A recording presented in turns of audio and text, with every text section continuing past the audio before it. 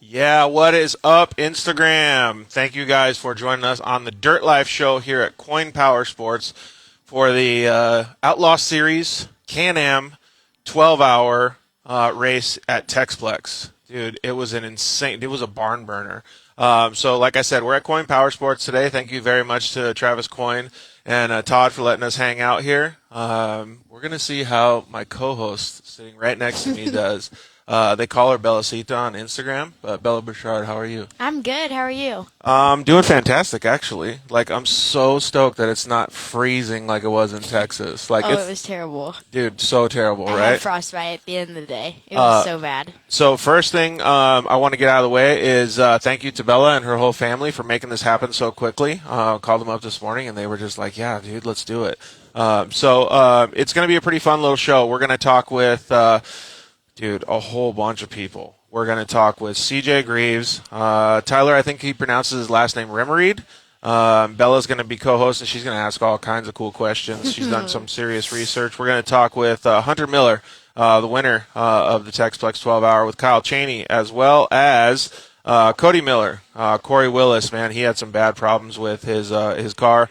We're going to talk with Brian Atkinson. He's the one that made it all happen over there. We're going to talk with some dude named Cruz Bouchard. Do you know who that is? No clue. Yeah. So Bella's brother, Cruz Bouchard. We're going to talk with Chase Carr and Travis Lee. They actually came home with the sportsman win, so that was really cool. And then we're going to talk with Cadence Cowan and Shelby Anderson, who helped you race this weekend. Yes, dream team. All right, so let's get some of these bad boys on the line here. Let's get CJ in here and Tyler in here. We'll have a little bit of fun talking about the Texplex 12-hour race presented by Can-Am.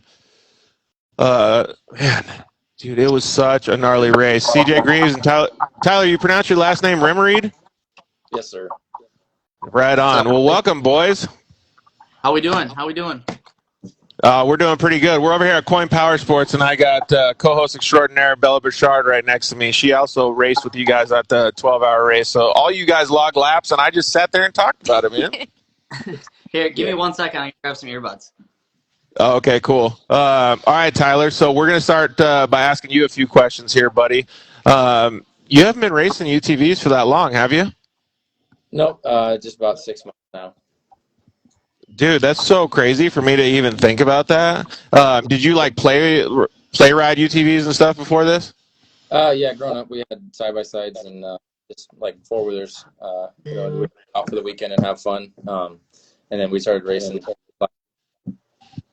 So you know a little bit about the dirt. Just a little bit. Right on. How did you get hooked up with CJ?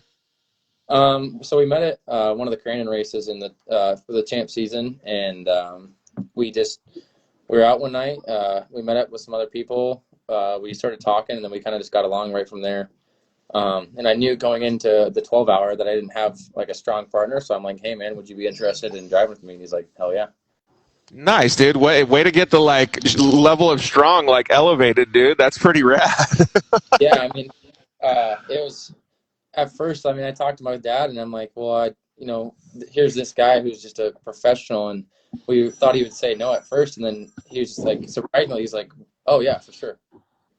Dude, that's so rad. Bella, what would you do if you're like, I need a partner, and you just call up CJ, and he's like, yeah, no problem. Oh, I would hear that. How did your guys' driver changes work? Did you guys have a certain setup or anything? Very good question, Bella. CJ, you there? CJ, can you hear us? Yeah, I got you. Yes. Yeah, I got you. So it's a funny story. We actually practiced a couple times. I did the Iceman 500 last year, and my cousin and I did it, and we had a driver change there as well. So we practiced a couple times on different ways to do it, and Tyler and I going into it the night before, we messed around with it for probably like 20 minutes, and we ended up zip tying some of the seat belts together so we had less belts to all hook up. So it made it a lot easier. And Kyle Cheney can probably say this too. He was with me. We did a 24-hour race in a BMW in mid-Ohio with a couple of our buddies. And the way they taught us to switch drivers was the guy getting out strapped the guy getting in. So you just got in and you put your hands up, and the guy getting out buckled you in. And That's what Tyler and I worked on a couple times, and we found a couple different techniques to get it to work. We obviously didn't have a door, but we made it work, man. We were able to fuel and change drivers in just under a minute. So. Dang. Oh, that's rad. That's Yeah. super quick. Do you remember how quick your pit stops were? Ours were about 50 seconds. Whoa, overall. look at Dream Team over here. Yeah. Yeah, Dude. that's rad. That's super cool. Did you guys fuel like what he said they did too, or no? Yeah, we did fuel stops and driver change too. We had another person on the outside, Dylan Lundberg, and he would pull the seatbelts over us and get everything strapped in. But yeah, you guys said pretty similar setup like us. So. That's cool. Hey, CJ, I don't know if you saw anything, but are you talking, CJ? Because I can't hear you, or we can't hear you. Can you hear me? There you go. Okay. So I don't know if you saw any of the videos, but like they did a driver change between, I think it was you and Shelby, and then whoever was the guy that was over there like trying to strap him in, just like reaches in the cap and yanks her out over her shoulder and just like walks away and drops her on the ground. I didn't see that Yeah. video. I'll have to check it out. Yeah. Dude, I don't know if we'd have to have a pretty big dude to do that for you guys though. So not having a door definitely made it a little bit more difficult as well. yeah, exactly. So around it too. Like we had, so one guy, the guy that was getting in the car would have we had a stool outside, so he'd pull in and the stool would drop. And so by that time you're already getting out of the car and the next guy's going in. So we found every way to make it faster for sure. that's cool. Short people problems. You need a little stool.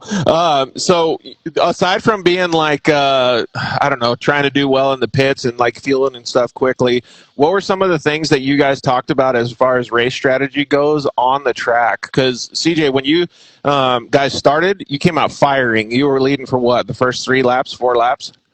Yeah, we led the first 4 laps, and Tyler had an awesome pick with the poker chips right from the get-go. And originally, he was going to start the race and ended up drawing a 7, and you could only draw 6. The top 1 through 5 were you had to buy. So to be able to draw a 7, he was like, all right, man, you just start.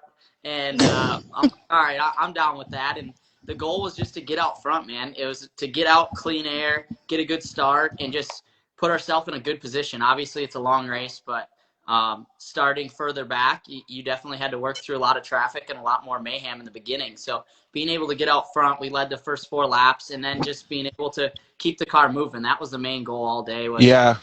Don't do anything silly. Don't put yourself in a predicament where we're working on the car or anything like that. And I think Tyler did an awesome job, and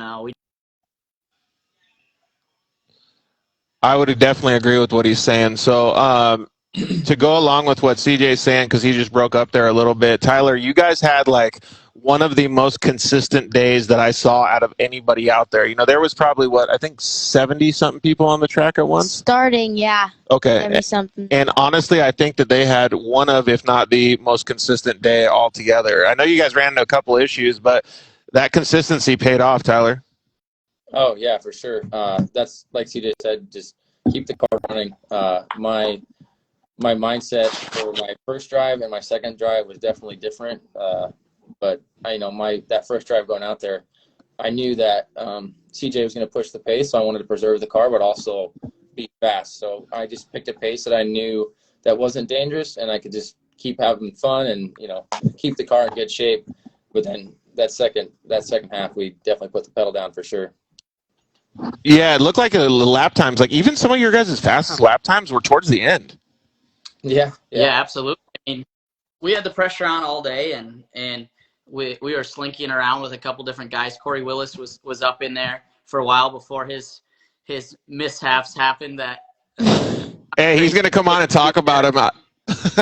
He's going to come on and talk about him. I actually go ahead. I was right behind Corey Willis when his car caught on fire. Dude, it was so crazy. Like I posted an Instagram story today, and the song I used was "Coming In Hot." I'm pretty sure Tyler was chasing him while he was on fire. We were really. Yeah, we just did a driver swap. Right when we came into the short course area, I came up over like the little lip before the big tabletop jump, and I looked over, and there was like a 2-foot flame in his front right wheel well. And by the time that I like came back around on that little like 180, and before the big long straight, it went from like a little 2-foot flame to like car fully engulfed. And luckily he had someone there that I was running towards him. Yeah, so I can explain the whole situation, but yeah, Braden Baker says, "Good job, guys." Yeah, Corey's right there, coming in hot. So, have you ever been in a situation like that, Bella? Um, I never really caught flames, but in Idaho, yeah, we had a little A little incident where I had to go and throw mud on the car trying to get it to go out. And Tyler, have you? I know CJ has a little experience, but have you ever had fire, Tyler? I mean, pretty fresh to the sport. Obviously, like you said, we've only been racing for the last 6 months, and the first fire I got to watch was actually Kyle Cheney at the champ race, and I think it was Dirt City. His something burst, and that was the first fire I got to watch at a racetrack.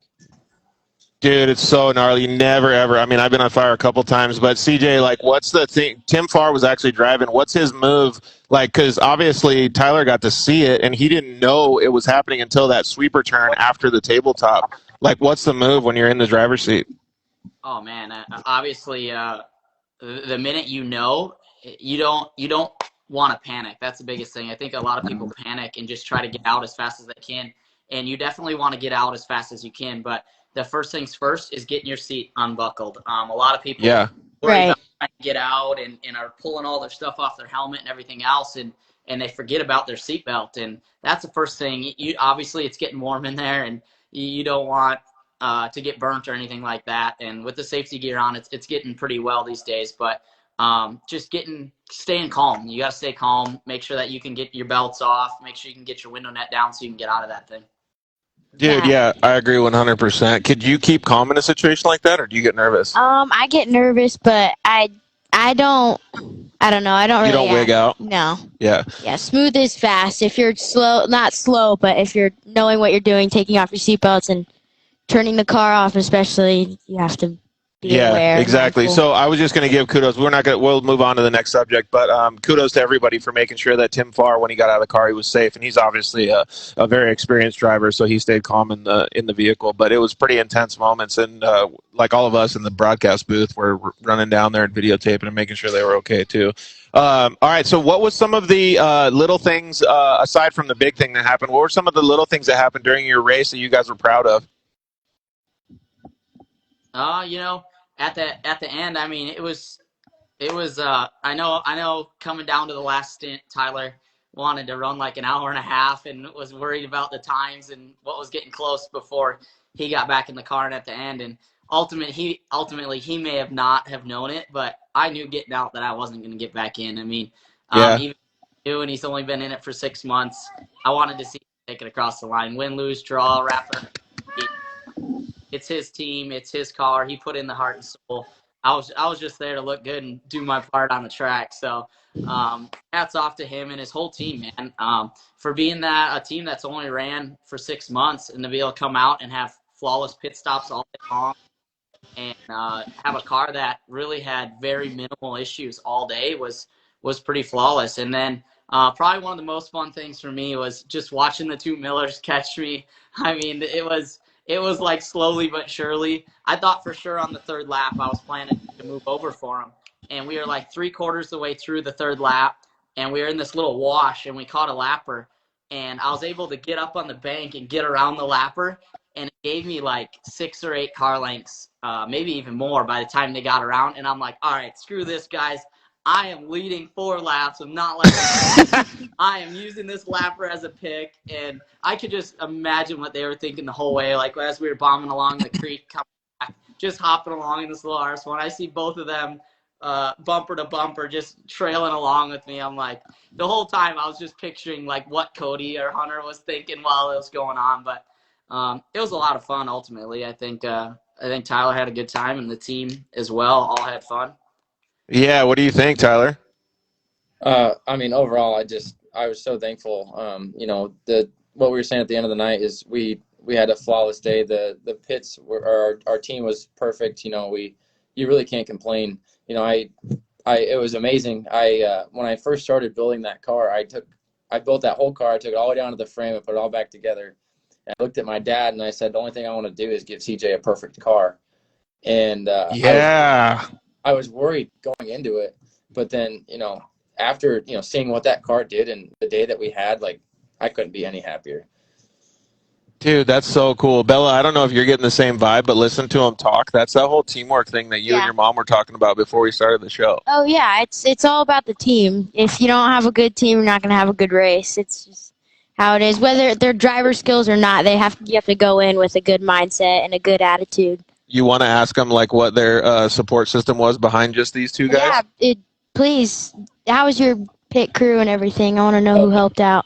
So, when the planning wise going into it, a lot of the guys that help me are like my buddies. Everyone has a busy schedule, and my parents both run construction businesses, so we were trying just to get, like, a lot of it was family. I grew up racing a little bit, so the people that I had there I knew I could trust, and I sat them down and I made sure everyone had the same goal. I said, hey, this is what we want to do, and I said, I want to give this team and this car the perfect day. No matter what we do, let's try to do it. Thanks. It's super cool to see all that teamwork, though, right? Yeah. So Kyle Cheney's going to come on in a little bit. Wait about 5 minutes, Kyle, and we'll get you on here. So there was a lot of positive things that happened as far as the whole racing goes. I mean, these guys had a great weekend. You guys had a great weekend. Obviously, Millers, Cheney, everybody, Cody Taylor, everybody had such a fun time. But if you had to change anything, CJ, you go first, and we'll let Tyler. If you had to change anything about the weekend internally, not externally with anything that happened, but that you could do better next time, what would it be? I think that our biggest downfall was we spent the time to go get a oversized fuel cell and dry brake to make the pits a little bit better. And unfortunately, the way the fuel cell was set up, we couldn't use the last 3 gallons. So it made it really hard to figure out how many laps we were going to be able to go all day. And we thought we were going to be able to go a lot more than we actually were. But ultimately, man, I want to be racing for the overall win. If you could go back and say start from fresh, we'd both go, all right, we need to build a turbo car and be able to front with the Millers and be able to go fast. I think that was our biggest downfall is down the straightaways. We were doing low to mid 70s, and them guys were doing high 80s, low 90s. So dude, some of those guys in those turbo cars and Millers were part of them. Were doing 100 plus down that back straightaway. It makes a difference. 103s to 105s. Yeah, that's crazy. We were doing a whopping 76.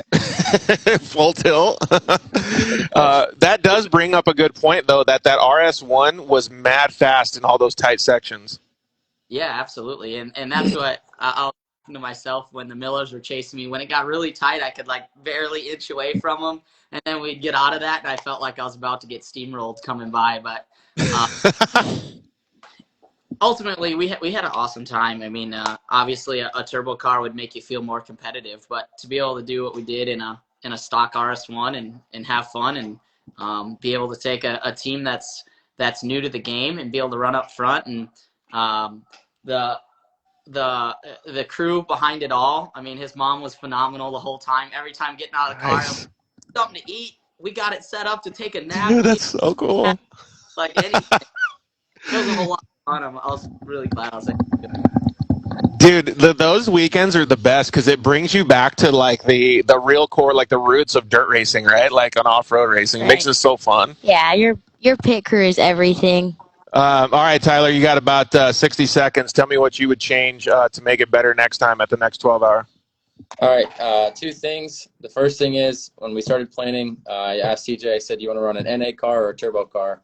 He said, a reliable NA car will get you on the podium. If you want to win the whole thing, you got to have a turbo. And obviously, the first point is I'd love to go back and have a turbo car. The second point is drive harder.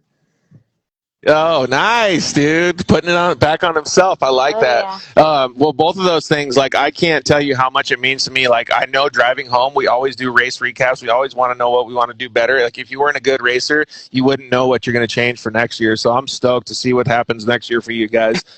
Hang on. And the last thing we would change is putting more water in the toter. Oh, did you guys have a toter issue? Yeah, we ran out of water like the first night, so we all had to take water bottle showers, and then practice Oh talking out Oh, that's the worst. in his toter. So Cheney bummed us to the shower in his RV after the 12 hours. I'm like, all right, man, you showered at my house all year. You got to be able to shower me. Oh, dude, that's crucial. At least you got good homies at the track. Absolutely. All right, boys. Hey, thank you guys very much. You guys did a fantastic job, man. To see you guys, like you said, with the RS1 out there, normally aspirated, just killing it. You guys did a fantastic job. So kudos to both of you. Yeah, good job. thank you. Thanks for having us out here, and congrats to everybody else too, man. You're gonna have an awesome show tonight. Yeah, thanks, bud. We'll see you guys later. Thank you. Dude, it's so cool to see. We'll bring Kyle Cheney on here, but don't you think it's so rad? Because, like, you get the same family vibe, right? Yeah, it is. Especially from professional racers. Like, you know that they love the Right. family vibe. Kyle Cheney, what's up, buddy? Hey, what's going on? Hey, so obviously you know me. I'm Georgie Hamill. This is my friend Bella Bouchard. Hi. She also Hi. raced. She also raced the Texplex 12-hour race with Shelby Anderson and Cadence Cowan. So she's kind of like my track girl. She's got all the information, color commentating over here. Oh, so she knows the track, huh? She's the one out Yeah. there racing. Yeah, Yes. well, and plus she's faster than me because I don't even race right now, so she can smoke me. Well, if a yellow car hit her, it probably wasn't me. It was either Cody Taylor, Cody Miller, or Hunter Miller. It wasn't Kyle Cheney. Yeah, definitely wasn't me. I didn't touch anybody the whole race. Oh, look at who we got here. It's the better looking Hunter Miller. Yeah, totally. Look, that's such an awesome picture. Good hair. Oh, that's hilarious. Welcome, Hunter Miller, to the show and company. Yeah, there's plenty more. Don't worry. Does she say, is it a guy or a girl? They're both boys. Oh, okay, cool. All right, boys. So I don't know, Hunter, if you got the introduction, but this is Bella Bouchard. I don't know if you've met her before. I have. How you doing, Bella? Yes. Good. I'm good. How are you? I'm good. That's good. All right, so we're going to kind of go along with the theme that started with Bella and obviously with CJ and Tyler. There's a lot of work that goes into winning these races in your guys' case, with teamwork, friends taking off work, a whole bunch of camaraderie that happens in the pits. So maybe kind of tell us about that, Kyle, because you were able to join Hunter's program for this race and basically just fill a rent-a-ride and go out there and kick some ass. Yeah, I literally did nothing. I just showed up and I brought the good vibes and good looking people to the race. Yeah, and a monster truck too.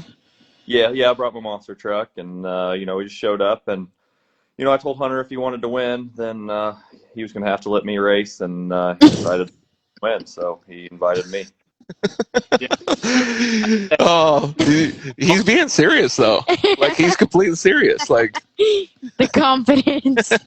Amazing. that is cool though that you guys brought that vibe, like because you made it a little bit easier for yourselves when you have that loose environment, right?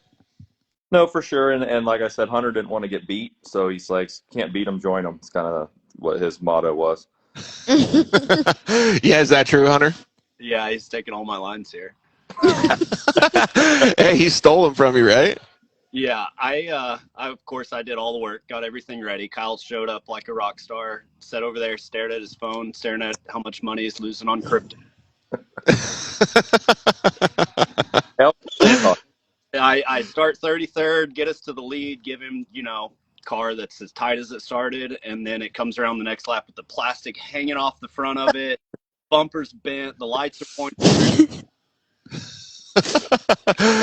Oh, yeah, so let's actually keep on that subject. So tell us how the race went. So did you start, Hunter, or did Kyle start? I did, yeah. No, I started. I ran the key to him. So Oh, okay. Ran.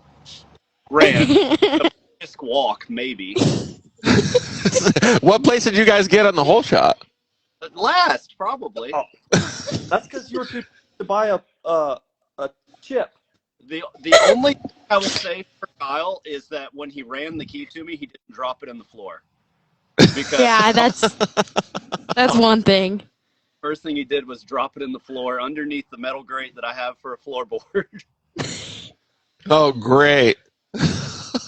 Dude, that's hilarious, man. Yeah. All right, so you got a really shitty start, and then you had to go through and the pack there. You guys caught up pretty quick. Well, actually, how long did you stay in the first stint? How many laps? Or how long, I guess? What was the time? We're trying to do 3 hours, and I think we, after like 2 hours and 40 minutes, we got nervous we weren't going to make another lap on our fuel. So, I was reading that we use 15 gallons, and I think the tank holds 17, and we were using about 2 gallons a lap. So, Dang. not to push it again. Yeah, that's what a turbo car does, man. So It's way crazy. way less gas mileage than your RS1. Yeah. All right, so you handed off to Kyle after about the 3 hour mark. What's the move then? Just to go out there and shred? Because obviously he was tearing shit up. Yeah, I already had him such a big lead. All he had to do was cruise around in low range, and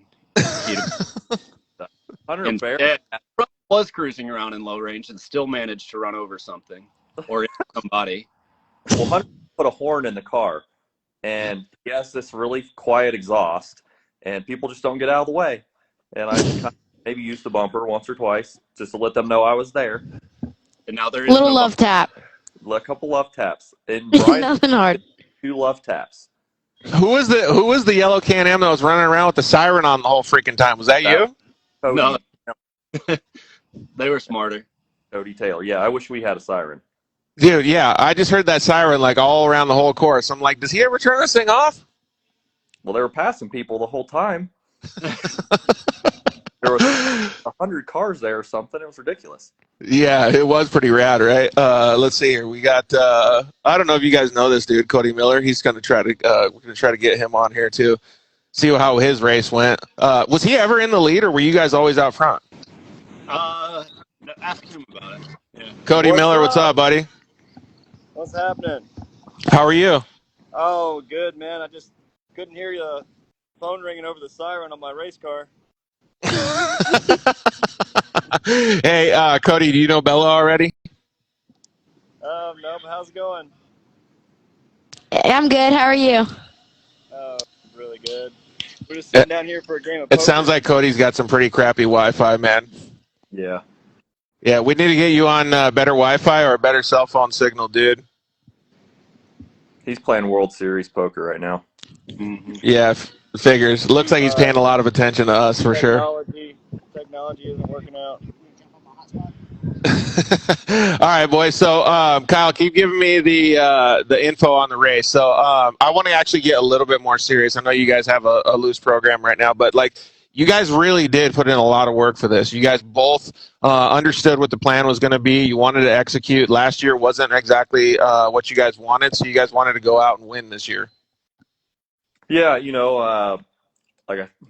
Hunter couldn't make it happen last year, and like I said, he wanted to make it happen this year. So, but no, Hunter did do all the work. He prepped the whole car, did everything. I brought my little orange marker down, and he marked the bolts, and that's about as much effort as I put in the car. But when it's your car, I don't like working on other people's cars. Yeah, I have like a way I work on my car, and I don't like.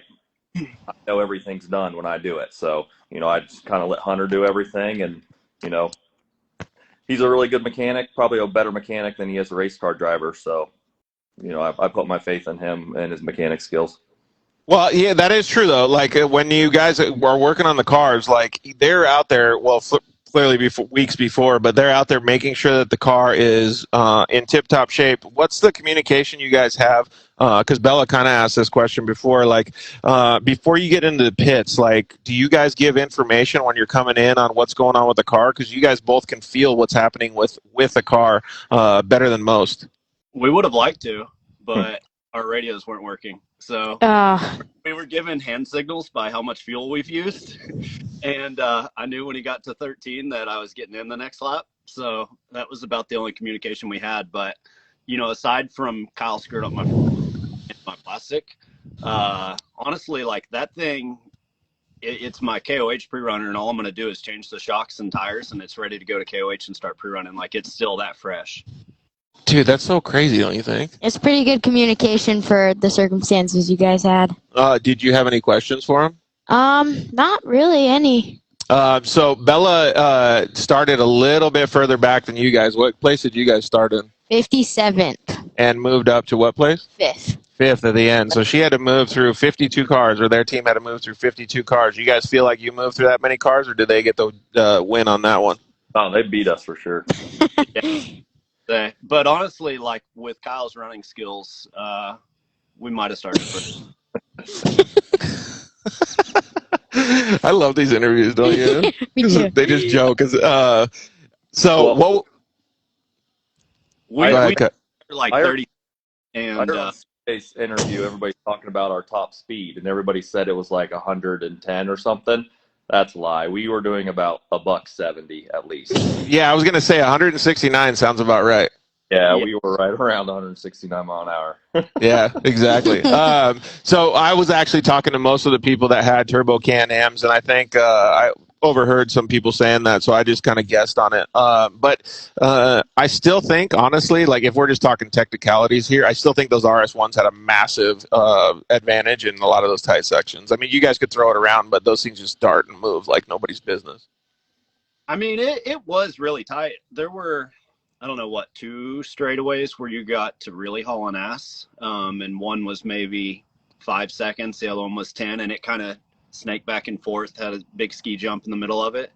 I don't know. I felt like our car worked really good as long as you kept it in the train tracks. The track was really tricky because there was like a groove right up the middle where you had all the grip in the whole world that you wanted. And then if you got outside of that, it was like being on ice. I mean, Right. do blame Kyle for running into stuff, but I can certainly see how it happened. Because How was it with those trees? Yeah, I saw a video of you almost parking it in the street in the creek. that was Kyle. Oh, yeah.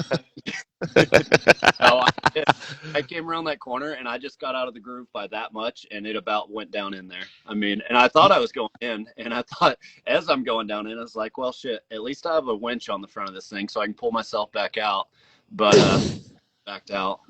Well, dude, like Bella, did you notice that like right when you got out of like what he's talking about, like the train tracks, like it was like pebble tech on the top, super slippery. Yeah, if you weren't in a line, you were off the other way. It was like a hit or miss type of deal. Hey, do you guys want Ryan Tewksbury to come on with us now? Yeah. Hell yeah. All right, join us, buddy. How was it like you asked the other guys like what your pitch strategy was and how fast they went through the pitch? You want to ask the guys the same kind of question? Yeah, so how are your guys' pit times? I went through the pits at 28 mile an hour. She's talking about when you stopped in the pits, but thank you for letting everybody know. Yeah. No, I have no idea how long it took us to pit. I mean, we fueled really quick. We're both kind of old, so it takes us a minute to get in and out of the drive and find all the hooked in. But hopefully I had Kyle there to buckle my seatbelt every time. But man, I'd say we were pitting in, I don't know, a minute or so. Yeah, 45 seconds. Yeah.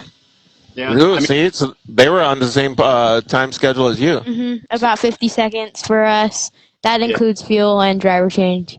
Yep. Yeah. It only took maybe 20 to fuel. We had a big dry brake, and we don't use, like I said, we only hold like 15 gallons. So that dumped pretty quick. But especially when Kyle was getting out, he was pretty tired and sore every time. Well, it's because arthritis more loud than you, and your crotch strap, you have it a little too tight.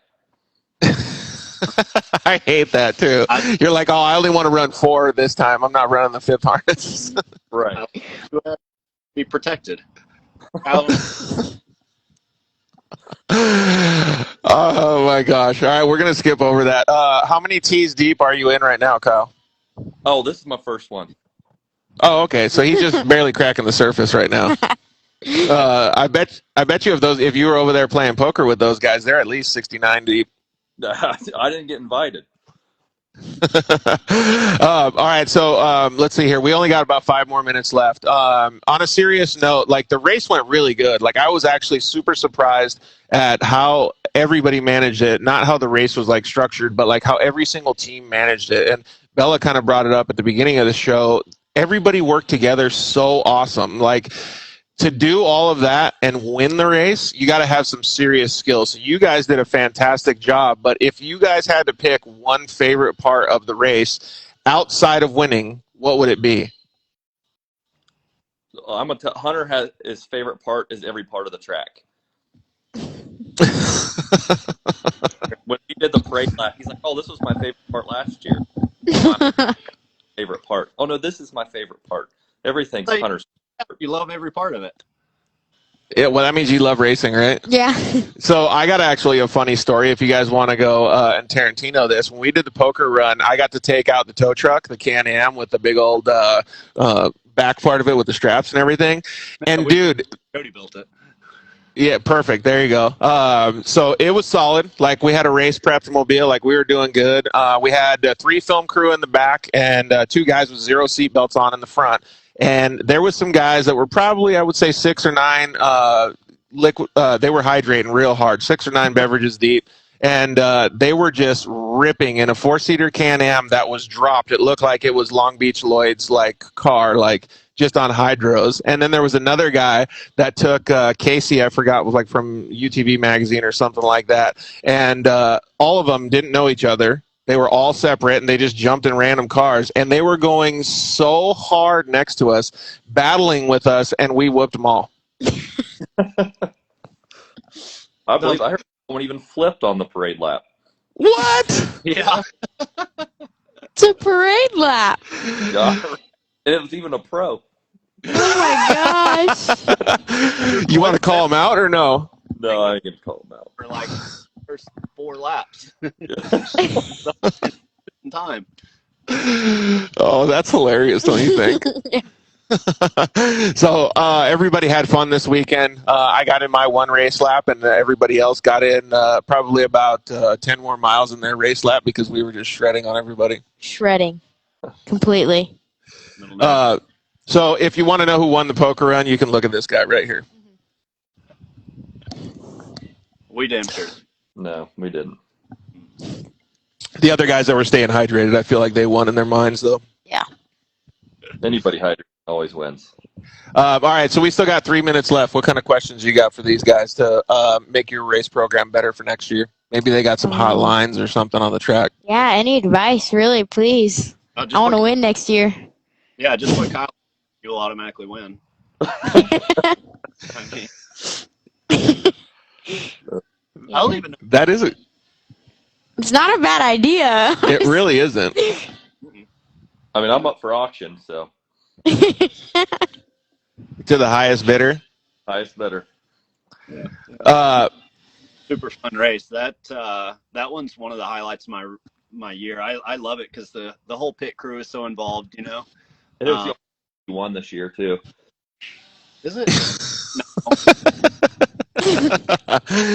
You guys were winning the whole day, man. Hey, were you guys ever not in the lead other than the first 4 laps? Did you guys come out, or was your brother in the lead too? No. After we got into the lead, we started 33rd, and I think Cody started like 11th or so. But the first couple laps are so slow, and I don't know how I got up there because honestly, I didn't pass that many people. I might have missed part of the track or something. I don't know.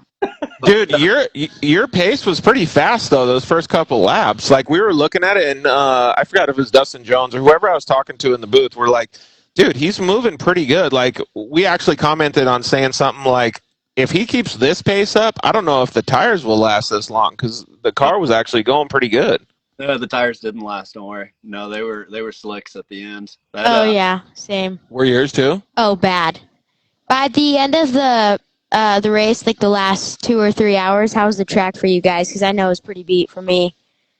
Yeah, it was, as long as you stayed in that groove, it was fine. But if you got out of it, like I said, it was an ice skating rink. So at the very, like, I wanted to put down a hot lap at the very end on the last lap, and I like started pushing and then made one little mistake and kind of went off the track a little bit, got back on. I was like, all right, I just need to keep her going, and did another one. It's like, I'll back it down. I just need to chill out. Who was in the car the last 3 laps? I was. Dude, I watched you go around that corner like by the broadcast booth and then head down that straightaway into the back section. I was like, holy crap, this is daytime pace. Like, how can he see this good? Oh yeah, no. Dude, you were holding it down. Baja Designs, you can see as good as day. Dude, it was crazy. I was like, man, he's freaking cooking it this last lap. So that must be what you were talking about. You want to throw down a heater. Yeah, and coincidentally, that corner right by y'all is like one of the only corners on the track that had grip all the way across it. Right. Of course, so actually almost too much. Like you were fighting it through those corners because the car was so hooked up.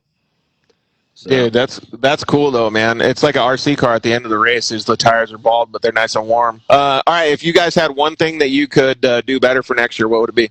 New Kyle, car. you go first. Well, I guess will be like serious. I would have better brakes because I think we probably could have gained 30 seconds a lap if we had brakes that we could trust for the whole race. Oh, Yeah. okay. That's actually a good one. What about you, Hunter? No, that is pretty good. I didn't think about that. We were focused on not using the brakes at all. Holy crap. Okay, Brian. Hey, dude, he's got, like, what is that in the background? Is that all fire? Are you in your PJs too there, buddy? You requested, buddy. It's late night for me. It's my bedtime. You wear requested hats the when you fire and the Christmas. you wear hats when you go to bed? You I gotta represent, buddy. Oh, it looks comfy in there, man. I'm kind of jealous. So you got cookies and milk, the whole deal? Man, I just got back from New York City. It's been a day. We're just unwinding. Well, thank you very much for joining us, dude. And yeah, so I appreciate you guys coming on and talking about your breaks and basically nothing else serious. It means a lot to me that you guys take this media stuff very, very seriously. Hey, I'm curious about that. Don't let you get ahead in life. Oh, that's awesome. They're pretty fun, though, right, Bella? No, they are. They're entertaining. See, you're making the fans happy, dude. Yes. Way more entertaining than CJ. He's boring. CJ, if you're still watching, you can slide into his DMs. I'll send him there all the time. All right, boys. Well, thank you very much for coming on. We're going to try to see if we can get, well, actually, if you guys want to stay on, one of you guys has to jump off, but Corey Willis is going to come on, and we're going to talk about him burning down the house. Oh, boy. Okay. All right. Well, whoever wants to jump off, we'll see you guys later. Thanks for joining us, Brian, though. We really appreciate it. Thank you, Kyle. Thank you, Hunter. Thank you. All right, Brian. So it looks nice and comfy where you're at. It's pretty rad to see that you got a nice, comfy spot. But we got a better spot. We're over here at Coin Power Sports in Manning, California. What's up, Bella? Hi. And we're with Bella Burchard. And her and her brother Cruz get to come here this coming Saturday. And they're going to do an autograph signing with some famous dudes. I don't know, like Twitch and a couple other guys, right? Yep. Dude, look at you. Should be something. Balling on the She's excited UTVs. about that one. Yeah, I am. Dude, What are you going to do when everybody skips their line and goes straight to you? Oh, Yep. just gonna be like, came to the right place. Yeah, Twitch who, right? But yeah, so they're going to do a whole bunch of fun stuff here at Coin Power Sports here in Banning. There's a couple things that I need to go through real quick before we get Corey on. So they're going to have an open house, and it's this Saturday, right? They're going to have autograph signing with Bella, Cruz Richard, Jeremy Twitch Stenberg from 12 to 1 p.m. Huge discounts on all Answer helmets and goggles. Save on all UTV tire packages. And we know that Texplex race just smoked tires. So if you get to Texplex, you came back, come over here, buy some tires and wheels. I suggest that you buy these types of wheels right here, KMCs. And you can also come check out the, I know you guys are Can-Am guys, but you can come check out the new Polaris Pro R, and they're going to give you guys a whole behind-the-scenes thing. So Coin Power Sports, thank you guys very much for having us over here. All right, let's get the dude that burnt the house down, Corey PPI, on, and talk with him a little bit about his coming in hot. Brian, you might change your background. It's kind of scary looking to him, I bet. Corey. Corey Willis, what's up, man? Hey, how about Brian trolling me over here with the fire? Dude. I know what you're doing, bro. I know what you're doing. Don't you think that's hilarious? That's awesome. Well, thanks for joining us, Corey. We really appreciate it, man. So you didn't have the best race. We're going to get Hunter's opinion on what happened. You're going to get Brian's opinion on what happened. And me and Bella are probably just going to be over here laughing the whole time. Probably. So tell us a little bit about the preparation coming into the race, who you had driving with you, and what happened. Yeah, we were super freaking prepared coming into this race. The race before this, we got kind of caught last minute at that nitro rally, so we hurried up and got a car and prepped it and good enough and went to that, which put the 12-hour car a little bit on the back end, but we got back and just freaking thrashed on it. My team went from top to bottom 1,000 times. The car was the best it ever felt. But yeah, we got bit by that freaking fuel tank though. That thing Yeah, what was it came in hot. what was the issue then? So, if you haven't seen it lately or on Instagram yet, we posted on the Dirt Life show that unfortunately he had a fuel tank issue. He had a fuel tank issue, and the car had some issues. Tim Farr was driving, and the car just burst into flames. So this is actually a serious subject, though. Whenever you go out racing, you really need to have a safe setup, and these guys did. They produced everything very well before they went to the races, and I'm not lying about this, like Hunter's insinuating, but they had a really safe car. But still, things can happen, and it gets serious, right? Like it really does. Like there's some bad stuff that can happen out there on the track. But you guys did a fantastic job of making sure that the situation didn't escalate. Yeah, I mean Brian and his crew, and then Cody and Ben were out there freaking throwing down at it, trying to put the fire out. But I mean, we Yeah, don't had forget everything QT and Dustin, or QD and Dustin too. Yeah, QD and Dustin as well. I mean, everybody was freaking thrashing on that thing, and we had everything to be at TD spec. So we ran that same tank last year, and the thing is, when we got started in the race, we set a pace, and it was low 23s, high 22s, and my brother called in over the mic and said, "Hey, we need to pick this up, 20, 30 seconds." So I picked it up a little bit and ran like a 22:42, and we liked the pace because I felt on that 22:42 as well that the brakes more than likely wouldn't make it through 12 hours if we pushed much harder than that. And so I called that in over the radio, and I said, I think this is the pace we need to run. And with our big fuel tank, we don't have to make as many stops. We can make it to the end of the race at this pace. 21s aren't happening. Like we're going to tear the car up. So whenever which we were already out, but seeing Cody and Hunter, Kyle all run freaking 21s, I was like, there's no way that freaking car is going to hold. But they were holding them. It was doing good. But yeah, we inspected the car when we got back, and from what is there, I mean, that thing's burnt down. But it was pretty positive that it was a crack at the bottom of the fuel cell that developed over a couple of G outs prior to us turning up the high speed. Dude, that's so crazy. When you saw the car, Hunter, what were you thinking? I don't know. I didn't see it. I just heard about it. Were you not in the car, in your car?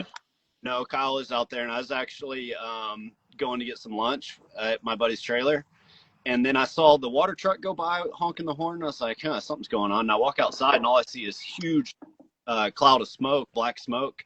So I knew somebody was on fire, obviously. And I kind of ran in that direction, and then, heard that, Tim was driving and everybody was fine. And obviously the water truck was over there and it was getting out. So no big rush on my part, but it was still, you don't want to hear about that. That's scary. We've, back in our early days of side-by-side racing, we experienced some fires ourselves, and it's a really, really scary thing, very dangerous. So we're just very happy that nobody got hurt in it. That's the most important thing. Yeah, 100%. And it was a good thing that I saw that happen. I mean, obviously you had a whole bunch of track crew and everybody ran over there. But Cody, your brother, actually ran over there, and with his fire suit on, he could get a little bit closer to try to put out some of the flames and stuff. So I thought that was such a strong move by your brother. Yeah, for sure. He took both the fire extinguishers out of our pits that we had there for when we were refueling. And, it was good intentions, but I don't think it really made a dent in that fire. No. That was hot. That was a hot one. Yeah, dude, the water truck, like even when the water truck first started, it didn't do crap to it until after it's fully suffocated it. All right, so aside from the fire, how did you think your pace was to compete with the leaders and stuff? We definitely had the pace running those mid 22s. I knew we had another 30% or so left on the table at that pace, and my plan was pretty well to run. I mean, as the day went by and we did the math, but it looked like we had probably been able to run 22:20 and 22:30 40s pretty well most of the time, considering that our normal fuel tank capacity would have been there. We had issues though after coming into hour 3. I started noticing that my fuel was dropping a little bit quicker than normal, and we were on roughly a 3.5 hour pace with fuel, and we should have been about 5.5 hours.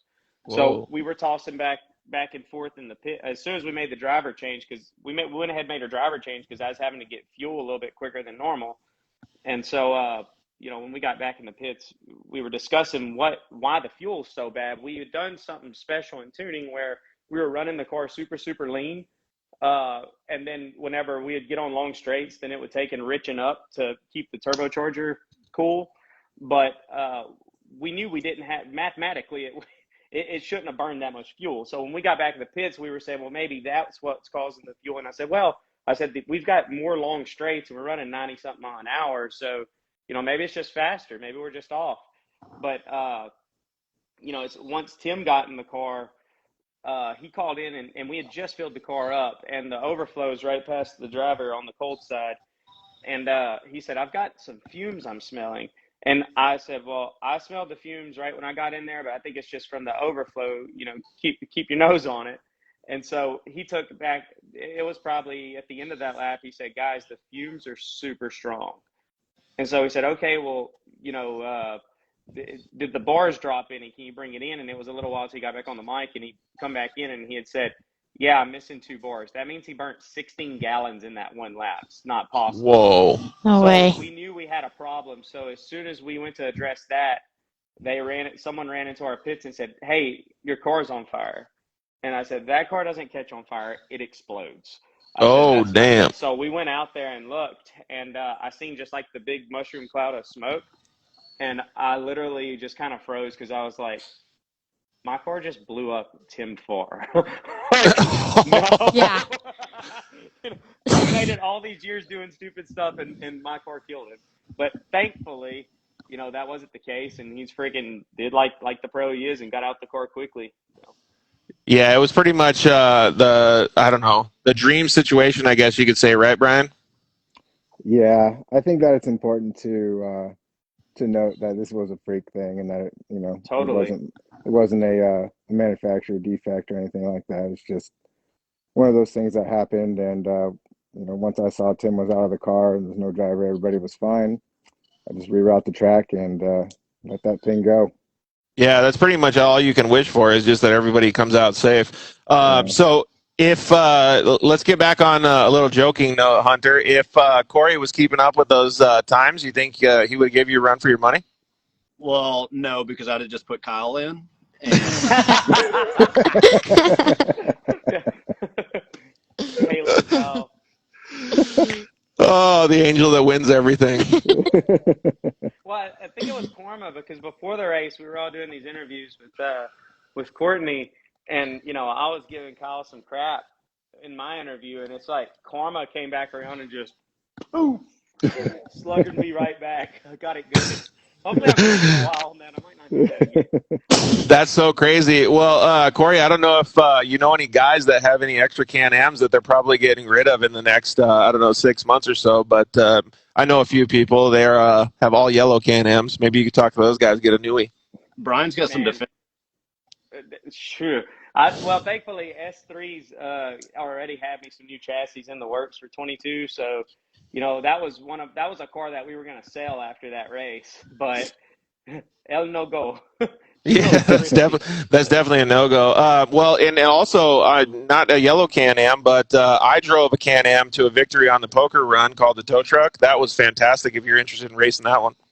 Hey, we've got to do something different, so that might work.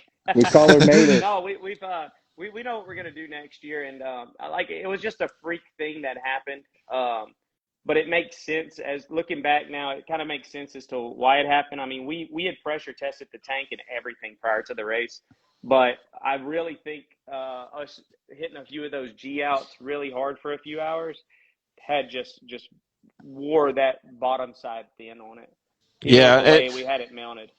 So there's a lot that goes into these discussions, and we won't talk about it and spend too much time on it. But if anybody wants to know, you can always slide into the Dirt Life's DMs and talk to me about it. But when you mount a fuel tank like that, aluminum against metal, the metal will always, or the steel will always win against the metal. So there's a lot of technical things that go into making sure that your car stays safe. So if anybody has any questions, please feel free to answer. Don't forget about the poor 6-hour winners. Yeah, maybe tell us a little bit about the 3-hour winners and the 6-hour winners, Brian, if you remember. Well, I know that Tewksbury won the 6-hour. Oh, no wonder he just commented in. Yeah, congratulations, 6-hour winner, on your self-proclaimed comment right now. Just to make sure we talk about you. Yeah. Bella, do you have any questions for Corey before he goes? Because that's a pretty gnarly situation. Yeah, no, I'm just honestly, it's crazy for what happened, especially like with everything, how you guys handled it and how your pit crew was there for you. I think that's very important too. The people around you make a really big difference, so it was good to have people making sure that everyone was safe. Yeah, definitely. I mean, that was the hardest part, is because my team, gave 100% on that car, and it was a big compliment from Tim, where Tim got in the car after I was driving it for 3 hours, and I mean, his first lap he ran like a 22:52 and said, "I can easily knock a minute off of this time." It's like, no, it'll be fine, it'll be fine. But he said this is the best driving Can-Am that I've ever driven. And so that compliment from him was such a compliment to, my brother and our team for really putting together a great car. The car was fast. I felt like we had the setup to be able to, push on the Millers pretty good, but it happens. So you're running in fourth. It's racing. I think they're running in fourth. Yeah, he had actually moved up quite a bit of positions when the car actually had those issues. Yeah. All right, Hunter, we're going to let you go because this dude named Tewksbury wants to keep coming on the show, so we're going to get him on here. All right, guys. We'll see ya. Bye. Hey, thanks, homie, and congratulations, dude. You guys did awesome. Yeah, congratulations. Later. All right. Ryan, so join the stream right now, buddy, and we'll let you guys in. But yeah, it is crazy to think about, and that's what Bella was talking about earlier when we were kind of getting the show lined up, and she was like, "Man, it was so cool to see all of these people. Like they even practiced pit stops at the house, right?" Yeah, no, we had a couple people come over, Shelby Anderson and Chase Carr, and we practiced them outside in our front yard. And it was pretty rad to see how much practice did you guys get? About 2 hours. 2 hours into practice. That's a lot of pit practice, dude. Oh. Ryan Tewksbury, what's up, dude? Hey, boys. How are you doing? Ryan. Where are you at? You're clearly not in a comfy spot like Brian. No. I don't have a warm behind me. That's how those 2A people got to be comfortable, man. That's how we roll. But you got the 6-hour and the 12-hour women's winner all on the same screen. That's right. Hey, look at that. What's up? We can't see her because there's a bunch of comments in the way. But how are you guys doing tonight? Great. We appreciate you having on. Real quick, like I wrote in there earlier, without Corey, a whole lot of people at the track wouldn't have had the ability to keep moving on. His guys were incredible. We're literally running to get into everybody's way to help them in a positive way. And I don't think we would have been able to finish with all the craziness that we had going on today if it wasn't for all the PPEI guys. Can you give us a little bit of an explanation to that? Did you guys have some issues and maybe tell us what happened? In the first lap, Jubal, who started off for us, we had like some collision like a lot of people did, people bouncing off each other, broke our front bumpers. They came over, helped us get our lights straightened back off. Then in the next lap, we tore up the rollers on the secondary. Corey, again, his guys came over and brought us an entire secondary, obviously all set up to go, which kept us going, which made us only like 7 or so minutes behind when we were getting worse and worse. Then Manny decided to throw it into a creek by accident by taking a wrong corner. Oh, was that your car? Yeah, and then of course there all Corey's guys were again, Jacob and the boys, and the famous Speedo runner at the beginning. To be honest, I don't know his name. but came over and was helping us track the fuel tank back down that got ripped off, when we hit the bank on the other side of the creek. So without a doubt, I mean, we certainly wouldn't have placed in the same place we did in the 12-hour portion without them. So it's just amazing where they could have put their head down and pouted after watching their car go up in an inferno. And instead, they were out there trying to help everybody. It was amazing. Well, Chris PPEI, he's got jokes too. We were on fire this weekend. I mean, everybody's got jokes. I still think Brian wins for the joke. I mean, having a literal fire right behind him. Oh yeah, that's he knew immediately. That's good. But that is cool because that's exactly what Bella was talking about at the beginning of the show, that the off-road community, the camaraderie, the helpfulness, the teamwork makes the dream work thing, all of those things come into play, especially when you have a 12-hour race like Brian set up for all you guys. Like, it worked out so well for so many people because other people were willing to lend them a hand. Yeah, I agree. This race has really turned into something awesome, and I'm so happy with how it went and how everybody just loved it. I couldn't ask for anything more, really. It's such an awesome race. I look forward to this every year now. Me too. Yeah, Does that mean that you guys are, Corey, that mean that you and Ryan are both going to be back for the 2022 12-hour race? Oh yeah, and me and Tim already discussed it. So we're going to be back for it, and we'll have a setup that's not going to do that again. I wish you guys better luck next year. Yeah, that's not going to have quite the same amount. We definitely will. So we're going to go to the same tank like Hunter, and then we're running with the I think a 17 or 18 gallon Sea-Doo style tank. And it's plastic, so it's got some give to it. I think that's the best call. We're going to do a suppression system and a firewall on that side just for even more safety. Yeah, 100%. Yeah, that safety thing is so, it's totally true to my heart, man. Like, I'm a big safety guy. All right, so we're going to get the boys on, Cruz, Travis, and Chase Carr in just a little bit here. But let me ask you guys one question. We're going to go down the screen. I'm going to ask Brian first, then Corey, then Ryan. Give me one thing that you guys want to change for next year to make it better for you guys. For me, I think we learned a little bit about how we're going to do the pits next year and how we can make some changes so that there's no gray areas with the rules and stuff like that. But I really was thinking about that on the way home, and I think that's the major thing. I think that everything else went so good. I'm so proud of my crew. Shout out to you, George. You did an awesome job in the live stream booth. Thanks to Can-Am for making it happen. And also kudos to you, George, for staying the extra day and helping me clean up track. Not everybody would do that, but that was awesome. We flew through that and got that done so fast. Yeah, we did. That was pretty cool. Yeah, that was fun. All right. Well, what about you, Corey? What are you changing, buddy?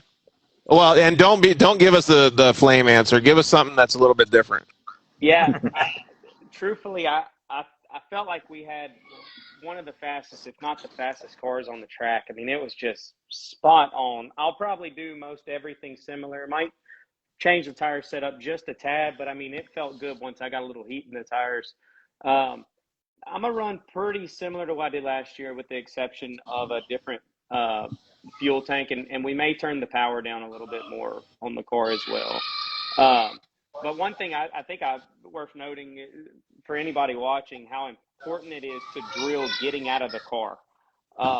We drilled that at the shop. I'm not the fastest get out of the car. Tim put on a clinic with it, but anybody that's racing, it's worth, when you get in the car the day before, just taking your gear and getting off and getting out of the car and just making muscle memory out of it, because our cars was as safe as it could possibly get, and it happened to us. It can happen to anybody. So, whenever it comes time for muscle memory to kick in, I think it's just really smart for anybody racing or new into it to practice getting out of the car quickly for that scenario.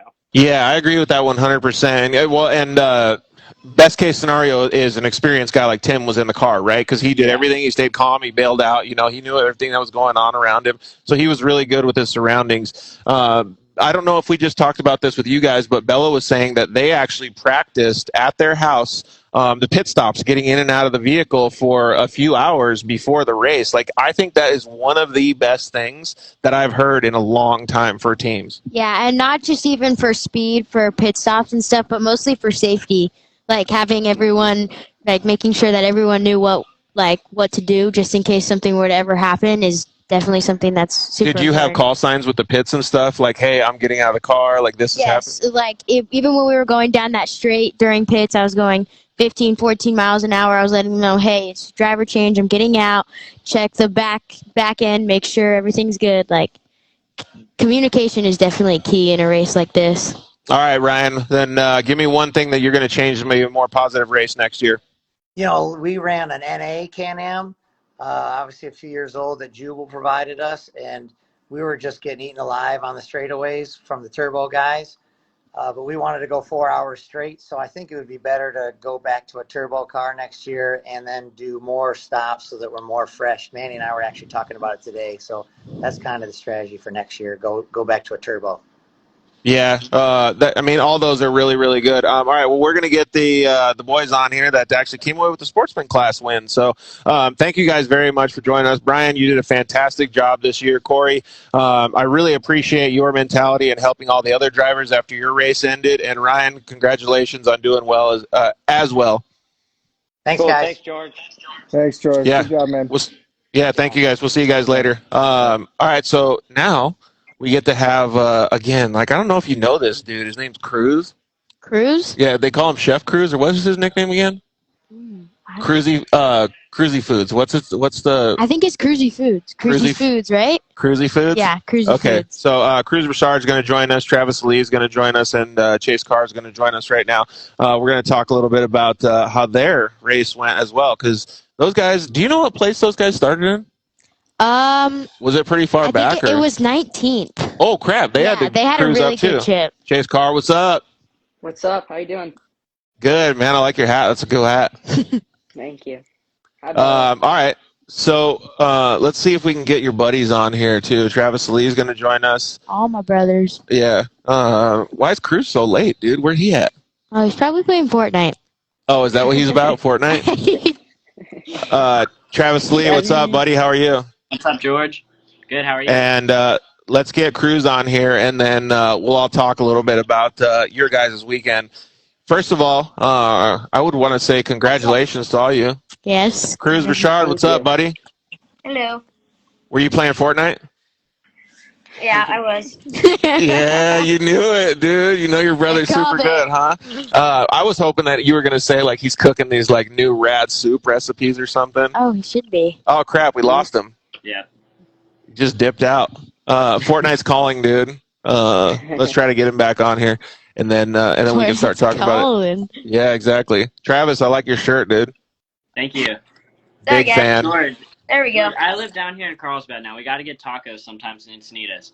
Dude, I'm in. I got so many meetings this week that maybe we could try to do it next week, like Christmas tacos or something. All right. Yeah, let's do it. All right. So, Cruz, get your life together and hang out with us on this interview, okay, buddy? Yep. Okay. So, all of you guys, we're going to talk about a little bit what Bella has this theme going on tonight about camaraderie and stuff. But all of you guys did super good. You came away with the sportsman class victory at the Texas, what is it called? The Can-Am 12-hour race at Texplex. Man, it was like a hard-fought battle all day. Where did you guys start on the grid? Like, what position? We also ended up 5th overall. Oh, 5th overall out of everybody? Yeah. What?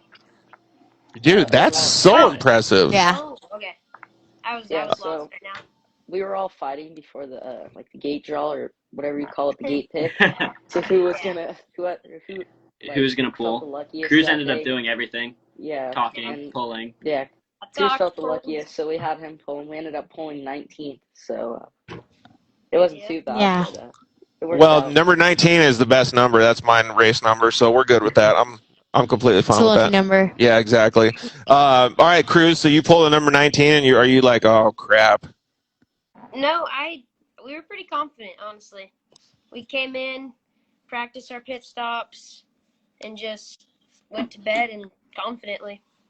Dude, that's pretty cool, man. So, what's the move there? Because you give us a little bit more detail. Like, you come in, you got 19th. You come in and you say, all right, we're gonna go practice. We're gonna get everything ready to go for tomorrow's race. What do you practice? Like, what are you working on with the team? The Getting same in and out of thing the car, that Bella was definitely. saying. Well, let's have. Let's let night Cruz before the go race, first, and then we'll go Okay. Chase, and then we'll go Travis. So, Cruz, you go first, all right, buddy? So we were doing the same thing as Bella said. We were getting in the car, getting situated, getting comfy, pulling up, doing the gas, everything, pit stops, getting out of the car for safety, Yvette with the stop sign, just everybody. Dude, that's a big team effort, right? Yeah, everyone was pretty involved. It was amazing. So what's the move there, Chase? Because you have a little bit more experience than Cruz. Like, what are you guys? What are you telling the guys to do? Like, with your expertise or your understanding of what to do? So the night before, Shelby had us all get all dressed up in our suit, and we were practicing our pit stops and everything. And during the day, like Bella said earlier in the stream, I think, yeah, I started. So we came into the first pit stop, and I got together with one of the Can-Ams in the back section. And Shelby was making sure to, at our pit, or like a driver's meeting, I think it was the weekend before, right, Cruz? We'd had like a team meeting. Shelby was making sure that we were communicating really well, like Bella said. We were just trying to make sure everything was all good in the car before we handed it off to the next person. Yeah, all your ducks in a row, or your I's dotted and your T's crossed, kind of thing. And that's something Yep. that you've learned in your racing career so far, right? Yes, it has been. All right, Travis. Well, give us a little bit better understanding of what your role was when you guys were talking about like pit strategy, when you were going to drive, and things like that. I knew that I didn't really have a role because I wasn't at the first driver's meeting. I was at the second one. I think we were up until like 1 or 2 in the morning practicing pit stops and stuff. Dang. And then I know that my mom was on stop sign. My girlfriend was on time splits, and my dad was checking the car with Chase's dad. But all I really knew was just get in the car in the middle and drive your race. What ended up happening is we said, let's try not to race too early, like get up to the lead too early. And then all of a sudden, there's a Pro R in a tree, and everybody's stopped. And all of a sudden, there's a leader right in front of me. I'm like, oh, what do I do? Do I pass him? And then that same lap, he ended up pitting, and we just kind of went from there and started stretching a lead. I think I got it up to 8 minutes, and then Chase got it up to 15 at the end of the 12-hour. It was right about 15, and Cruz had it up to 15. Sorry. And then all we really knew what to do was just drive a smooth, clean race. One funny thing is I came into the pits behind Bella, and there's just barbed wire wrapped up in the back left corner. Just we don't talk about it, okay? That was on your car? Yes. Oh, crap. We had a little oopsie. So you saw it, and you were helping her by letting the drivers know or letting the team know? No, I didn't know until they were ripping it out of the car. Luckily, it didn't cut a brake line or axle boot or damage the car. Oh, yeah. It was perfectly wrapped to not harm anything, but also perfectly wrapped to get in the way of things. Oh, crap. So it's lucky they caught it when they did? Yes, definitely. Dang, that's Bella, crazy. So you know where the right was, where like there were the 3 posts and it was a fence? Was that where that was? No. That you got the barbed wire? No? No. Somewhere else? Okay, because I just saw like there was a fence there the lap before, and then it wasn't there the next lap. No, you wouldn't even know that there was barbed wire where I went. Somebody smoked the fence? Did somebody?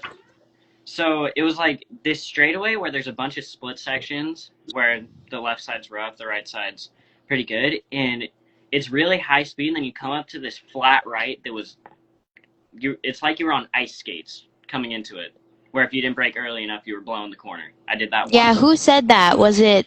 Yeah, I think it was Hunter or Kyle, maybe. But I don't know. I can't take them seriously, so. All right, so excuse me. So, Cruz, you're all going through the race. You kind of actually, what's the game plan? Is the game plan to go out there and drive a nice, smooth race like you guys were saying?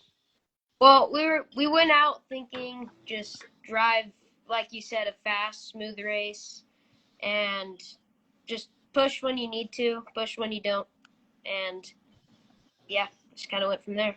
I think you might know Beach Girl at Heart. She says, what was one of the most scary moments you have, and how did you handle it? I think that's probably directed towards you, Cruz. Probably going down the straightaway first lap, not knowing how slippery the course was, and I blew a corner into the trees. Luckily, I almost hit it, but I didn't, so that definitely saved the race. That was Yeah, So that's yeah, pretty. the scariest thing probably for the me scariest too. moment. What, the first lap? Yeah, just Yeah. the first lap going out, not knowing how slick it was. I mean, it wasn't too bad until we started like getting later into the race when the tires were like drag slicks with no grip. Yeah, that's a good point. If you guys had a finely tuned machine like the one I won the poker run in, that tow truck, you'd have been fine. Yeah, we would have been dialed. Yeah, what was your favorite part or the scariest part of the race, Chase? I did the same thing as Cruz on, I think it was my second time in the car. I think it was second to last lap. It was a super long straightaway into a right-hander, and I underestimated it and came in a little too hot, but luckily I started like pitching it sideways a little bit, but I corrected it and we were all good there. But Yeah, it's the like only other scary, I noticed go ahead. that and I think it was your dad or your mom, Car One Fabrication, as said, the boys were running some fast laps, mid 22s to 23s, which is why you guys ended up fifth place in the 12-hour race as well, because those are some pretty fast lap times. But to go back on what you were saying, Chase, is like I noticed that a lot of guys when they were out there, the way that the track was set up, it was sketchy, right? There was some spots where you could really get into trouble, like you could end up in a ditch in the creek, or you could blow out a turn, or you could get caught in barbed wire or whatever. But for the most part, with all of those people on track, there was a lot of cushions that you could do. Like if you made a mistake going down a straightaway, you could save it and still manage to get back on course. Like if you made a mistake, you could whip back onto the course or dodge trees and then turn around and get back on. So it was a good course. Yeah, it was definitely a fun course. Again, thank you to Brian. He put on an awesome race. Every one of us had fun. I just couldn't thank them enough. Jess and Andy, they helped me out so much, and having me on this team was an honor. Yeah, like let's talk And about that a little bit because that is pretty cool that you guys got to do this. So, what car did you guys race, Travis? We raced Cruz's car. Okay. Once again, like Chase said, I can't thank Andy and Jess enough and the whole West Coast Motorsports team. I mean, I'm so glad that I was a part of that team this year. And next year, hopefully, going out there to defend our title and yep. doing it again. Pretty Also, sick, right? Okay. So, go ahead. Richard, their mechanic, did an awesome job prepping the car. Went from top to bottom as many times as you could count. They had endless nights in the shop trying to figure out every kink in the car. But we got it all Yeah. figured out, and it paid off. So two things there: teamwork makes the dream work, and preparation is key, right? Yes, definitely. Yep. So that was pretty cool. So obviously, excuse me, Chase and Travis, Cruz let you drive his car. Yep. That's really cool to lend it out and be able to do that. But what was the like? Did you just get a call and you were like, "Whoa, they're asking me to race the 12-hour race? What do I got to do?" And you ask your parents and just figure it out, or what? We kind of had like a game plan going around the end of no, I it think was it a was couple rounds March. before. Yeah, we had a game plan Around going, March. but the kids didn't really know. I think it was more the parents trying to figure out like what teams they were gonna do. Because I got invited to go for a couple of teams, but I wanted to do or like race with people I was most closest to, like so I was more comfortable. Did it make a difference, like being on a team with people that you trust and your best friends? Yeah, definitely. And That's good. Travis and Cruz have been showing a lot of good results, so that definitely made me more comfortable. What do you think about the same question that Bella just asked, Travis? I definitely feel the same way. I mean, especially racing with each other. I mean, me and Cruz have raced with each other since the 250 days. Even me and Bella and Chase. All four of us have raced since like 250s and just worked our way up together. So I feel like definitely racing with each other and knowing each other's paces is a big part, and being able to trust the other people that they won't make a mistake and clean off a corner in a tree. Because there were some tight sections out there, like that one tree section, where Yeah, like if you weren't completely in the middle, you were going to clean a right or left corner off. Or Yeah, dude, we went and cleaned up the track on the day after the race, and those trees on the bottom where people were just rubbing them, that were just smoke. Like the bottom of those trees were just total. All the bark was off of them, and people did clean themselves out there. So one of the things that I was going to ask, and I think Bella, we're going to ask you and the girls the same thing, is all three of you guys are used to competing against each other on the track, but you have so much respect for each other that you guys can work together as a team. How did that feel? Because it's a totally different program at that point. Like, it's a totally different mindset. Oh, am I talking? Yeah, go. You go. Oh, okay. You go first, Cruz, and then we'll let Chase and Travis. It was kind of like, it was good knowing that I had fast and smart and consistent people on our team. From, like Travis said, from going from 250s to 570s to RS1s, 1000s. So it was honestly a dream team. Yeah, that is cool. And so, did you feel the same way, Chase, or were you like? Well, I mean, all you guys are friends. It's kind of not the same, right? It's a little different when they're older. But yeah, give me your vibe on when you got the opportunity. Yeah, it was definitely it was really cool when I got the opportunity to race with them. I definitely know Travis and Cruz really good. We always go over to each other's houses, hang out all the time. Like you said, about the racing from 250s up to RS1s. I'm not in the same class as them anymore. I'm actually in the 1000 stock class, but this season coming up, I'll be in the pro stock class. Each girl at heart asked how old we are. Yep. I'm 14, Travis is 14, and Cruz is 13.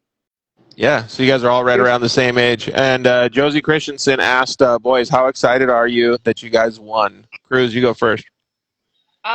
It was honestly unbelievable at one point when we first got off the track, and then it started like slowing down, getting into everybody's heads, and it was like, wow, this just happened, you know? Yeah, We totally. got off the track, and we didn't even really think of like what we just did.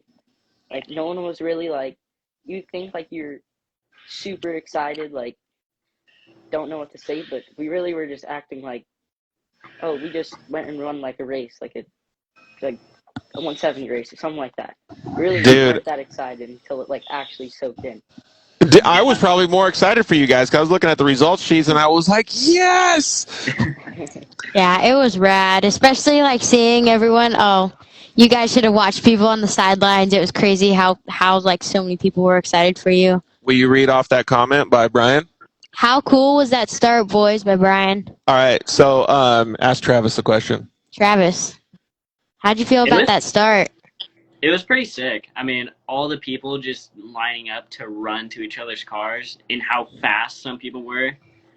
It was pretty cool. I liked it a lot. I think it was called the Le Mans start. Is that what it's called? Yeah. Pretty sure, yes.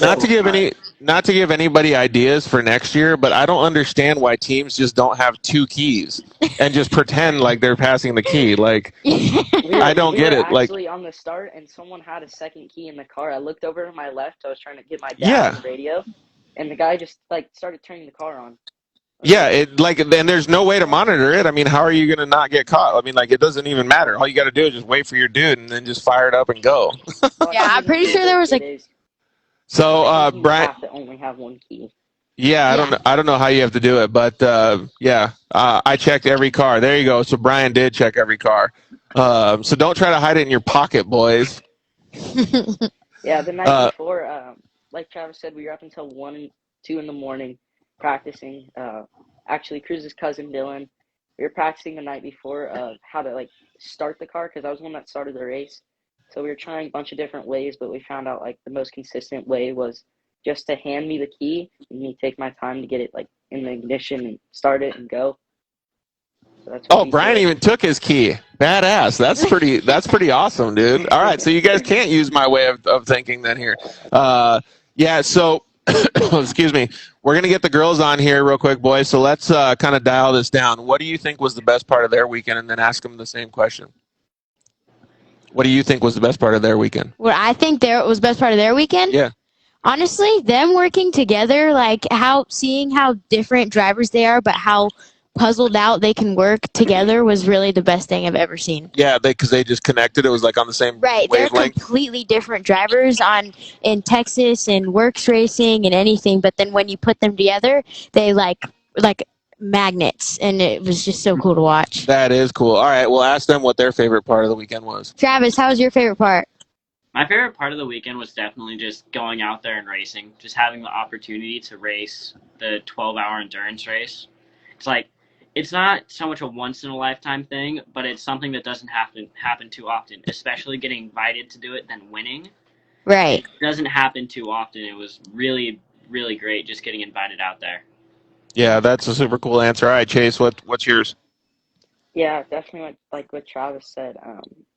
Not a once in a lifetime thing, but definitely cool to get out there and do it with some of my closest friends. I think my favorite part of that weekend was just hanging out with friends, and definitely winning is a big part. But everyone Dude, from yeah. Texplex is just super nice. Way different than like down here in California. The racing's just everyone up there super nice. You need a part, you just go over to the trailer, they loan you a part, and you're all good. Go out Yeah, there. exactly. All right, Cruz, what was your favorite part, buddy? Probably just seeing everybody work together to get us on that track and be able to win. Like, my mom always doing everything, like, literally everything. She's My literally dad- doing her homework right over here. My dad for just putting this whole thing together. Richard for literally everything he did on the cars, all the late nights. And probably, like I said, just seeing everybody work together. That's super cool. And you're proud of those guys because they did such a great job too, right? I'm proud of every single one of them. All right, guys. Real quick, you got 3 seconds or 5 seconds for each of you. Well, maybe 10 because you got a lot of sponsors. 10 seconds for each of you. Cruz, you go first. Who do you want to thank, like as far as sponsors go, and then Chase, and then Travis? Okay, my mom, my dad, my sister, Richard, SoCal West Coast Electric, West Coast Motorsports, Evo Power Sports, Sway Energy, Method Race Wheels, GBC Tires, Car One Fabrication, and just everyone else that helped us. Thank you. Yeah, that's fantastic. Good. Hey, good job remembering that stuff too. All right, Chase, you go. Yeah, definitely. Again, I'd like to thank everyone that helped out in the pits. Brian, my dad, Brian, my mom, my dad, Jess and Andy from West Coast, Richard, Polaris Razor, Fox Shocks, Car One Fabrication, Grumpy Grandpa. They do so much for me. Action Sports Canopies, A&D Glass, Tiger Designs, everyone else that helps me out. Just thank you. The guy, the big wheel company, KMC, Ryan. And KMC, of course, yeah. Big KMC fan over here. All right, Travis, hook us up with some sponsors, homie. All right, definitely want to give a big thanks to West Coast Motorsports, Polaris Razor, Benchmark Performance, 4 Parts, Got Sand, Polaris Razor, Method Race Wheels, Tensor Tires, JMR Performance, Sparco, Chase, Cruz, Andy Bouchard, my mom, my dad, Jess Bouchard, just everybody from West Coast Motorsports who helped, and can't thank them enough. Yeah, like this one right here that's helping me do the show today. Barefoot Bella. Yeah, exactly. And thanks to Cruzy Foods because I'm gonna keep vibing on the Cruzy Foods thing because I heard he's starting to make some like really good stuff and I want to get in on it. Oh, he really should. Yeah, I think so too. Brian Atkinson said, "Proud to be a part of you, of watching you all grow up and racing for so long. It is cool to see, right, Brian? All right, boys, you guys did a fantastic job this weekend, and I want to say thank you guys for being such professional and open, especially to the media, because you guys were really, really good, and the things that you guys have done in the past year have blown my mind because you guys have opened up so much. You guys are so professional, and you guys are doing a fantastic job, not just driving race cars, but being very well-rounded race drivers. So keep it up, all right? Thank you. All right. Yeah, thank All right, you. We'll see you guys later. Now we're going to talk about the girls, so you guys can comment in and give us some info on them. All right. Have a good Alrighty. day. See ya. Thank you See for you guys. having us. No problem. We'll see you guys later. See ya. It's pretty cool, huh? Yeah, I'm so stoked for them, honestly. I know. I think it's so rad. Like when I saw you guys pit setup and everybody was there and everybody was like, all the families were teaming up. I was just like, it made my heart happy. You know what I Right. mean? Like It was more love than competition, honestly, and it really showed everyone how. dude, but when how you guys put family your team helmets works. on, though, it's serious business. Oh yeah, definitely. All right, so hopefully we can get some of the girls on. So Shelby, Cadence, and then you. Yeah. Since we're waiting for them, you want to give us a little bit of rundown on how you guys come with this dream team, like how you guys came up with it? Honestly, from the get-go, I knew I was going to do it with Shelby Anderson, and that was a definitely. Oh, that girl right there? Yes, the queen herself. Hi, Shelby. How are you? Good. How are you guys? We're doing awesome. I don't know who Josie Christensen is. Do you? Yes, that's my grandma. Okay. Do you want her to join us? Because Cadence said she may or may not be able to join because she was on a plane. Oh yeah, she's Flying coming home. back from Texas. So do you want Josie to join us, or you just want us three right now? I don't mind. It's up to you. Okay. Well, let's get her on here, and then she can have fun with us too. Yeah. So Shelby, where are you at? I'm actually in traffic on the 10 freeway on my way home from Big Bear.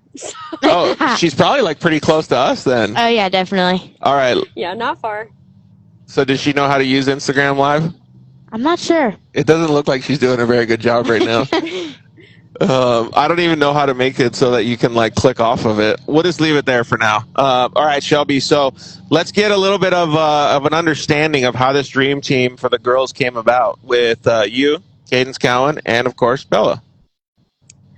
Honestly, it was all like Bella and West Coast's idea.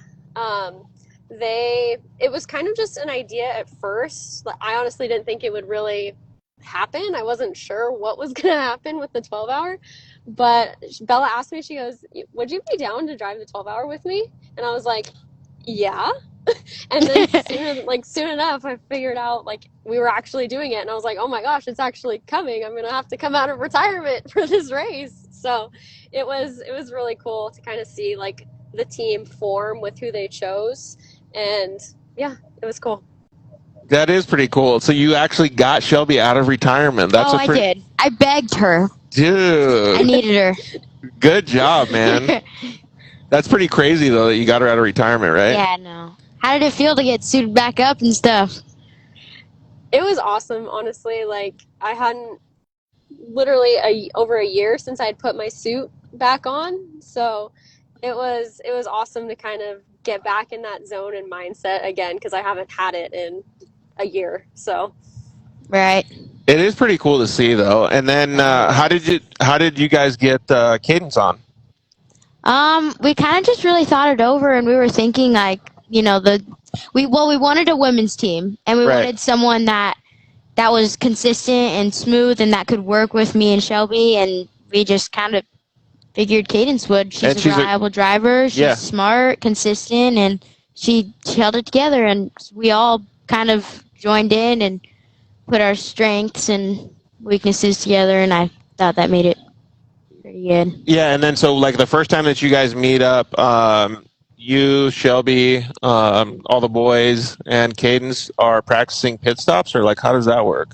Yeah, we kind of practiced it the night before the race. Was definitely a big change. If we didn't do that, I don't think we would have gone into it very confident. So it really helped, but... Yeah, exactly. All right. So Beach Girl at Heart, man, she's got all the great questions tonight. So how was racing as a part of a team different than being an individual driver? And you go up first, Bella, and then we're going to ask Shelby the same question. Yeah, it was definitely a huge difference. It's not a race I've ever done before.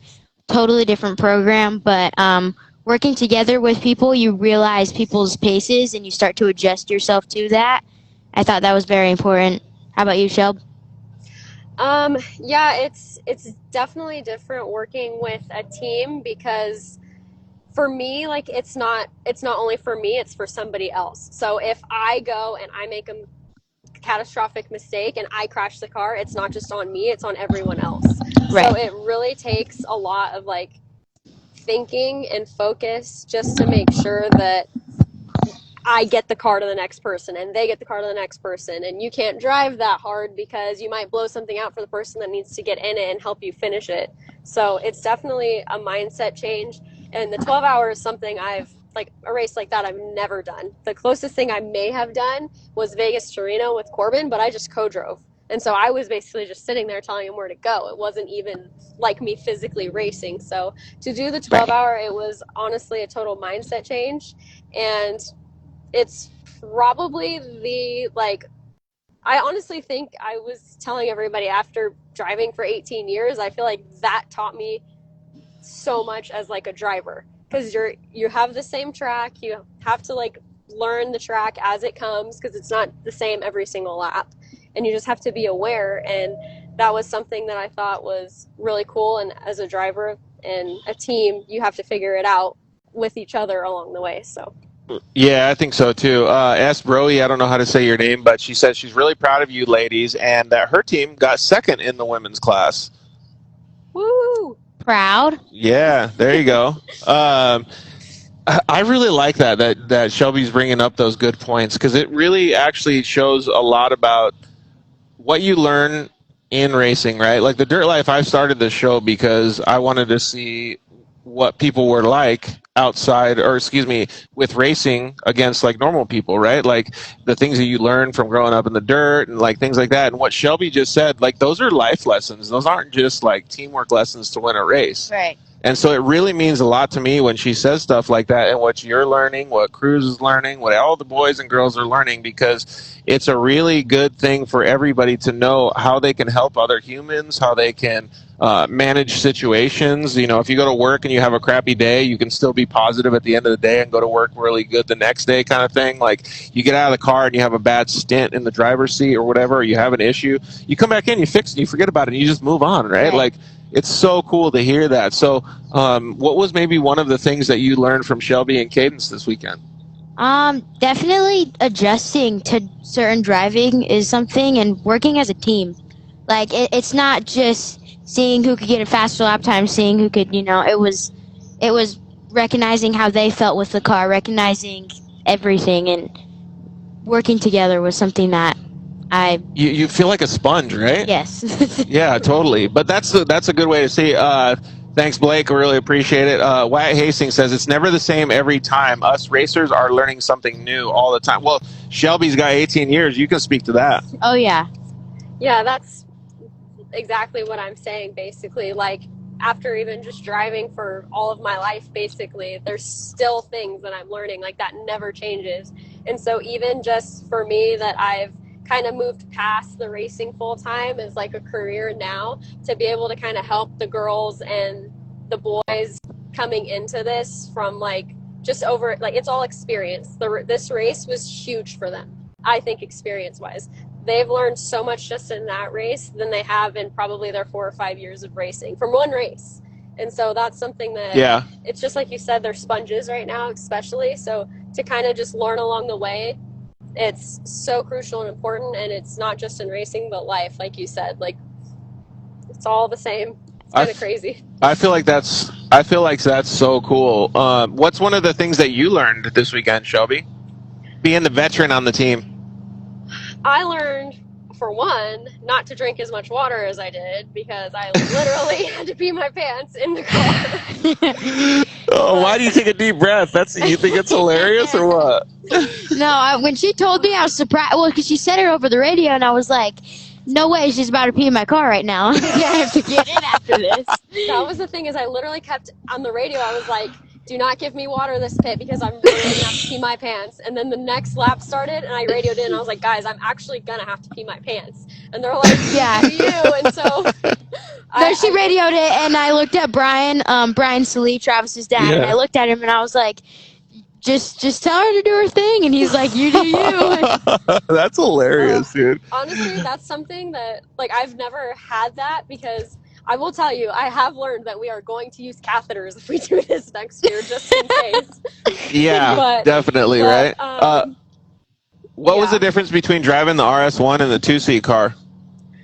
Honestly, this was the first time I've actually raced an RS1. I had driven an RS1 at Texplex like a year or so ago, but this was the first time I ever raced one, and I loved it. Dude, they're so fun, huh? Yeah, honestly, everybody told me like, oh, these things are hard to get used to and they're so hard to drive, but it was so much fun. I honestly loved it. The car setup, like Richard and Andy and everyone that worked on that car did such a good job, because I was nervous coming into it because I like to be prepared, and we just didn't have seat time. And so for me to hop in and then get that comfortable that fast was really, really awesome. And then I'm sure it helped us all as racers throughout the race. So Yeah, it was cool. cool. She's basically saying your car's dialed. Yeah, thank you. Nice. Changed nothing. It changed nothing except for the seat cushion. Yes, we did that. I checked it out in my driver change. I was like, here, threw it out. Yeah, she did. Oh, that's hilarious. If you guys had to, excuse me, if you guys had to change anything to do better for next year, what other than wearing a catheter, what would your things be to make the race go smoother or better?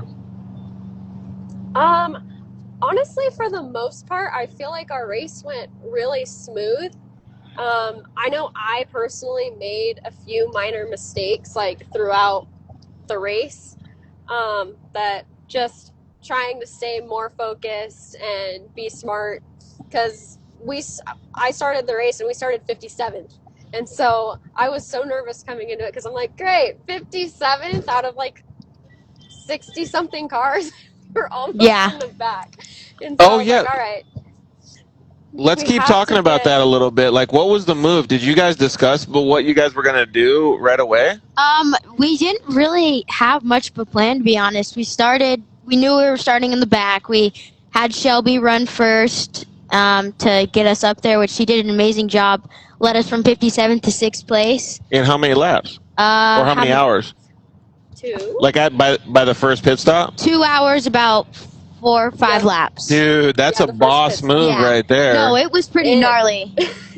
And that was even something, I had never been in such heavy traffic before. And then the laps were pretty long. And so for me, the poker run was awesome, but I also forgot parts of the track because we stopped so many times. And so for me, I'm like, okay, I just need to pay attention, put my head down, and when it's safe to pass, I will pass. I'm not going to throw it all away in the first 2 hours. It's just not going to happen. And do you know around how many passes you made around the first or second lap? Dude, like 1 million. I think I was radioing in the second lap because we were just all trains basically. Like I was following the guy in front of me. It got pretty dusty, and so finally the guys in front of me, like we were all following each other like I said, and somebody, I think actually when Chase was driving, they blew through one of the caution tapes, and so we all started going the wrong way. And so they all started turning around, and I was like, oh, great, what? I don't know how far back I fell now, and luckily I turned right back around and popped back in. I don't think I lost too many positions. But by the second lap, they told me I was in like 11th, because that's when that Nice. happened. And so I was like, oh, okay, we're not doing half bad then. But it was fun. It went by. I didn't feel like I was in traffic for that long, but the more I think about it, I think as soon as I saw somebody, I would try and get by them as safely and quickly as possible, and then just kind of forget about it. So I couldn't really say how many people I passed and where, but dude, I feel like the RS1 really lends itself good to that execution, because like if you have a turbo car or a big car, like you have obviously you're taking up way more space on the track, so you can't just like squirt by, but you also have like turbo lag, and like there's a bunch of different things that could happen because everybody can go fast down a straightaway, so it's hard to pass on a straightaway, right? Yeah. So like for Shelby, I feel like that's like good. You could just squirt around and pass everybody. Yeah, no, we definitely had an advantage with the car, and it was pretty reliable. I have no idea. Yeah, and Brian said it took about 4 laps for a decent separation, so that's about what Shelby's saying. Yeah, I have no idea how the Turbo S's and the Pro R got through half the stuff, to be completely honest with you, because it was hard. Say that again, Shelby, please. I have no idea how the Pro R and the Turbo S got through some places, because it was super narrow that I felt like I could barely fit through some of the trees. And maybe that's why the bottom of the trees were broken off, but the RS1 was perfect for that whole race. Yeah, it seemed like that's actually a really good point. And then so obviously, I think you got your brother or whoever, Travis, said that you guys got 6th overall, I think it was, or 5th overall. So there was 3 normally aspirated cars, I guess, in the top 5 or 6 then. That's pretty insane, right? Yeah. In all honesty, like, I don't think the turbos had much of an advantage besides a few straightaways because it was so narrow and kind of tight and technical. There was only a few places where there was really long straightaways that I feel like the turbos had an advantage. So that's why it honestly doesn't surprise me that NA cars did so well because there wasn't places for the turbo cars to just gap out. Right. Yeah, exactly. Oh, that's a good one right there. I did love your guys' wrap too. Like your guys' sticker kits look so sweet. Thank you so much. Who came up with that? You?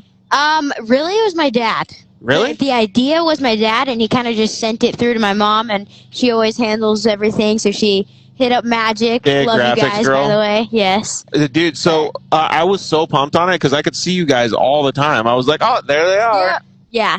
We were like Christmas trees. It was amazing. Yeah, it made it so cool. All right. Excuse me. I ran a full-blown 4-seat desert car, and it was tough. Yeah, there you go, right there. Yeah, I can imagine. That sounds really tough. Andy for the win, for sure, Brian.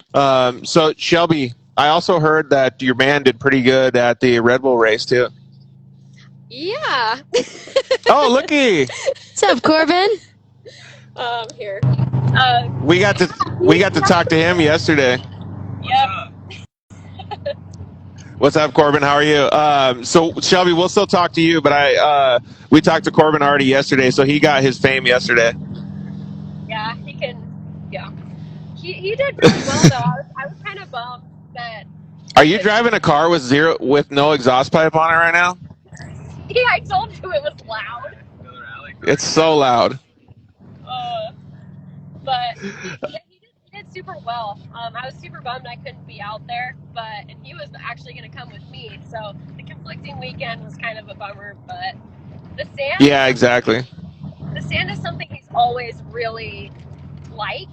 He's always liked Glamis and all. Like, I feel like he can do really well in any terrain.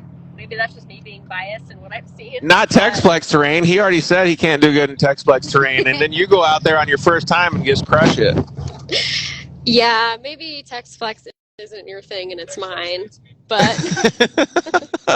I kind of have a feeling it really is, right? Yeah, me too. Well, good job, Shelby. I really think that you actually did a fantastic job. I told Corbin already that he did an awesome job at the Sand Scramble, but it was neat to see you out of retirement. I know that you had a really big smile on your face because I know that you've been wanting to race. Just been getting the itch, right? And it was kind of nice to see you out there. And obviously, it's not the same as what you're used to, but I feel like it was almost a better position for you to be in because you were able to merge both worlds. You were able to be with some of your athletes. You were able to share some of your knowledge, and you were able to race as well. So it's like, what more could you ask for, kind of thing?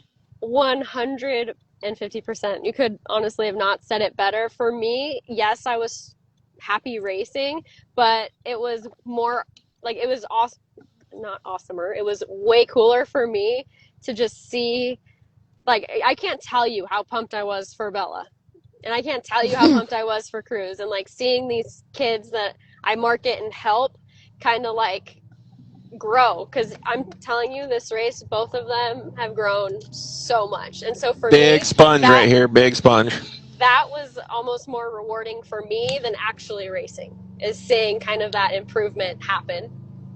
And what do you feel like when you're getting advice from an 18-year racing veteran? Honestly, I don't tell her this every day, and I probably should, but I am very appreciative of Shelby. Yeah, totally. Every day. Yeah, because of everything that she does, right? Oh, yeah. From managing us to getting us as far as media-wise and just helping me every day with advice and being there, especially in a very stressful race. I could count on her, and I had faith that she would bring us. And about the only thing you could do without is maybe her taking a whiz on your seat before you get in, right? That was a little bit unnecessary, but other than that, I apologize. That's so crazy. Jane Fitza says, love your Dirt Life show, so I try to join it and then kind of swing an interview with Adam. Well, maybe one of these days we'll get you on, Jane. I just want to give the show to the girls because they did such a fantastic job this weekend. They really deserve to talk about it. So, if you had to give Shelby some advice for next year, what would it be? Ooh, Shelby, some advice for next year. Because everybody can learn from everybody. We're talking about teamwork making the dream work as the whole like premise of the show, right? Right. Honestly, please tell Corbin to lay off the throttle. Thank you very much. Oh, Shelby just boned out. no, Shelby. Oh man, well it does sound a little bit better. Yeah. Well, let's. We might have to say it again, but go ahead and answer the question now, and see if she comes back. We'll answer it again in front of her too. I would definitely say just honestly, yeah, stay calm and all that, because I know sometimes Shelby could be a worry or a little bit. Yeah, because she gets anxious, right? Yeah. Like all of us, if we to be a good racer, you have to have that anxiousness, and your brother actually has that a lot in him too. But when you don't get anxious and you don't get nervous, that means you're not doing a good enough job, because Right. you're not pushing the limits of your body and stuff. Right. I get that completely. So, Shelby, we were just asking Bella what she would suggest to you to do better next year, and what was it that you said? Yeah, honestly, just what? I think it's channel your nervousness. Yeah. Is yes. a good way to say it, right? Yes. Yes. So I think all of us racers, we always have to be nervous, or you always have to be anxious, because if you weren't, you wouldn't be pushing the limits enough to be able to make improvements. And I think that that's a lot like a life lesson as well. And I think that what Bella is trying to say is that you're doing such a great job with everything that you do. You probably felt a little bit of anxiety and channeled it all into the race car, into your throttle, because you had so much pressure on you, because you had your team athletes that you manage, and you were coming out of retirement. Yeah, that's definitely something that I would say for sure plays a role in my life. I try to manage it the best I can, but there's only so much for me that I'm like can handle at one time, but I'm working on it.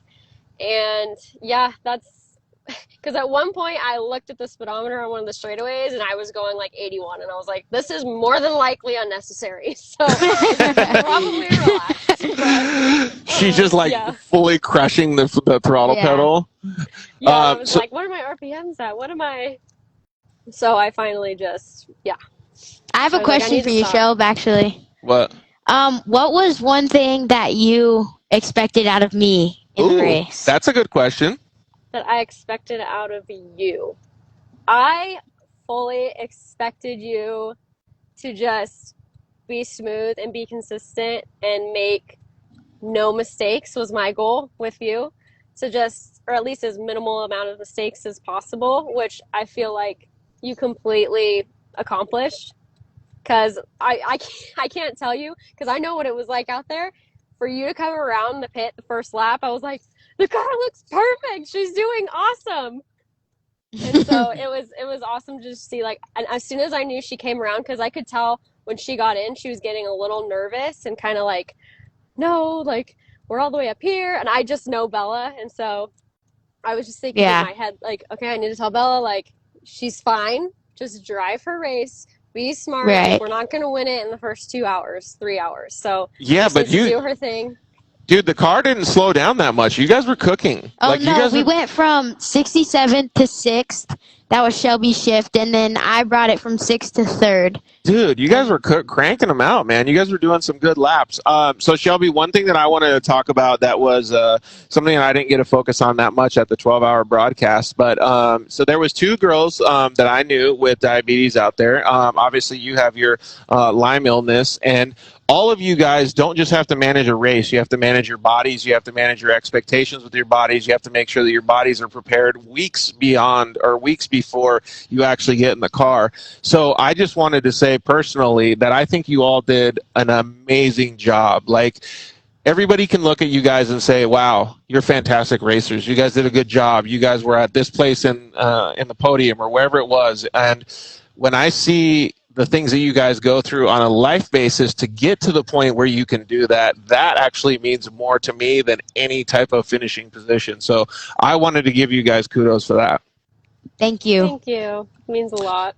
Yeah, it really does. Did I tell you, Bella, that Mandy, another racer that was out there, she did the whole 12 hours. She Ironmanned it by herself. and she has diabetes as well. And when she was out there, she had to actually stop, get out of the car, and I think she said eat some cookies or something while she was out there. Oh my That's gosh. so rad. Isn't that crazy? Yeah, it really is, especially knowing from a personal point of view on how difficult it is to manage that. Well, you even said today that your blood sugar has been a little out of whack, Oh yeah, right? no, I walked in here with like a 70 blood sugar and dropping low, and I was like, oh god, I don't need this right now. But Yeah, exactly. But that also comes with knowledge. Like you can understand how you're going to manage that in the future, because after a long race weekend, your body's different than it was going into it. So you have to Right. make sure that you can get your body into a good position afterwards too. So, like I said, orange slices is what Mandy ate. That's her right there. So it's really cool to see that you guys did that. Like so, even if you guys had gotten last place, that was a huge win in my book. yeah, And you guys did it. You guys killed it. Us finishing to me is like a huge accomplishment because that's a long race for us to Dude. have very minimal problems, like very minimal. There was people that came in with the front ends of their cars ripped off, you know? right. Yep. So We had a pretty killed it smooth in that race. Yeah, aspect. One guy that we talked to, he just burnt the house down. So, I mean, a lot he of was stuff. coming in hot. Yeah, super hot. But yeah, like I said, Shelby. So, yeah, let's take it away and see what positives you would take to next year. So, give me like one thing that you would do better for next year. What I would do better for next year is I think I would try to kind of like Bella said, take my nervousness away because I feel like I was way more nervous before the race, before I got there. So I would try and kind of like, things are going to work out. Things are going to be fine. Like it was fine. It was perfectly fine. It went perfect. So that, and then I think a few places I might have pushed a little bit too hard. And so change those little things here and there driving wise. But besides that, I feel like all of us ran a pretty flawless race. So I really can't complain about how we did. Yeah, I agree. And the whole thing that you were able to, give some knowledge to the younger people or younger kids and Bella and Cadence and stuff, I think it's pretty impressive, man. It really is. All right, so what was your, because we're going to talk about what happened Saturday, but what was your thing that you would do better for next year? I would definitely say keep more of a consistent pace. I knew the start of the race, I was a little bit freaked out and kind of just jumped in, and I was like, okay. And he's like, well, because you don't know what to expect, right? Right. I had no idea what to expect. I didn't, the poker run was pointless to me, honestly, but. Yeah, because you didn't win like me. It wasn't cool like you, yeah. But, no, definitely that, and, but that was it. I could rely on my team. I could rely on my pit crew. It was a pretty smooth and solid race. I'm very, very grateful. So just next year, just like the little details, right? Yes, definitely little details. Have you guys heard about the 1%ers? Has that anybody ever told you about that? No. So it's a pretty cool thing, right? So like in Formula One or in bicycle racing, like road cycling and stuff, they go by the 1%ers. So if you change 1% in 10 or 20 places, that means you get 10 or 20% better. Right. No, a wise man, Brian Carr, told me if you're 1 second faster in every turn, by the time you do 30 turns, you're going to be 30 seconds faster than someone else. Dude, so it's the same exact mindset, right? So you can do everything. You can do a little bit more to your car. You can do a little bit more to make your mindset better. You can do a little bit more to make your health better, your body better, and all of these different things. Definitely. You know who does a very good job at that is Phil Burton and his team. They even go training and lost weight on their person, on their bodies to make the car go faster. Yeah, it's gnarly. Yeah, so I think that's great, man. You guys did a fantastic job. So Shelby, are you going to be coming to Coin Power Sports, where we're located right now, this Saturday from 8 to 3 p.m. to see not only Jeremy Twitch Stenberg, but the more important people, Cruz and Bella Burchard, signing autographs, giving great tire deals. What else do they got going? Huge discounts on helmets and goggles. Are you going to be cruising over here? I sure will. I had actually already been talking to Jess about it, and Mama bringing Kitty. a surprise for Bella. Oh, and that Cruz. sounds fun. So, one of the things that I'm most impressed with is that they're going to have the Pro R reveal for Banning, California. So it'll be cool for everybody to check out that car. I'm sure you guys are excited to see that. Very excited. It's gonna be awesome. Okay, for Shelby, last question here. Do you see yourself coming out of retirement in the future? Just putting it. We're just putting it out there. My dad's been racing, if nobody's seen, and so that's been really cool for me to kind of watch. And I actually raced the short course race in Prim for Works that last round, and then we went to the 12 hours. So I don't know that I'll ever fully come out of retirement, but you might see me pop into races here and there. So Yeah, don't count that out. That's exactly the same answer I give everybody because I've gotten that question a million times, and I'm like, yeah, if the opportunity arises, but it has to be a good one, you know. Like I've gotten so many people asking me to do things. I'm like, well, I don't really care about that event, or I don't really want to drive that car, and it'll break down. Like, so if it's a good opportunity, I'm sure you'll do it. Oh, 100%. Like, if anybody needs a driver for anything, just hit me up because I'm always open to getting back in a car. If 12-hour next year? If Corbin ever needs somebody to do good at Texplex, just put you in the driver's seat. He said if Corbin needs somebody to do well at Texplex, to put me in the driver's seat. I don't think anyone but the Millers can do well at that. Oh, poor Corbin. Hey, he still killed it this weekend. So, yeah, he did an awesome job out there in the sand. But, well, what's he saying? What'd you say? Miller's what? Oh, I said I don't think anyone but the Millers can do well out there. They got a spell on that place or something. Dude, they actually do really well. CJ Greaves did pretty good, and a bunch of other drivers did pretty well. But Shelby, I think you did an excellent job executing this weekend. I think you had a great time, and it was really cool. Mandy's asking if you're a Dexcom warrior. Yes, I am. Dexcom all the way. Dude, so you actually got some treats today, didn't you? Yeah, I did. Thanks to you. Some sugar-free red vines, and sugar-free M&Ms. So there we go, dude. That's what because you did such a good job at the Texplex race. Thank you so much. Podium treats. Okay, well, thank you very much, Shelby. We really appreciate you joining us and hanging out. So hopefully we'll see you this Saturday. Yep, I will be there. Thanks for having me on. And I got to thank Bella and Andy, Jess, Richard, that whole team for letting me come on and do that race. It was seriously like an amazing experience and something I've never done before. So I really appreciate them giving me the opportunity to kind of be a part of their team and help them through the race. Oh, actually, I have one question for both of you guys. How smoked are you guys after the race? Because you just went, skiing or snowboarding today? Like, were you just the body like drained or what? Honestly, I think I would have been way worse. So I was supposed to fly out at 8 a.m. on Sunday, and we didn't get back, I think, till 10:30 or 11. Had I not gotten 11 hours of sleep, I would have been way more wrecked. And then the last few days, I've kind of rested and chilled. I didn't really push myself too hard. So for me, like, sleep is everything for recovery.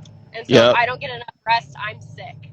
And so for me, if like I just rested and drank water, and then I'm good. Yeah, that's awesome. What about you?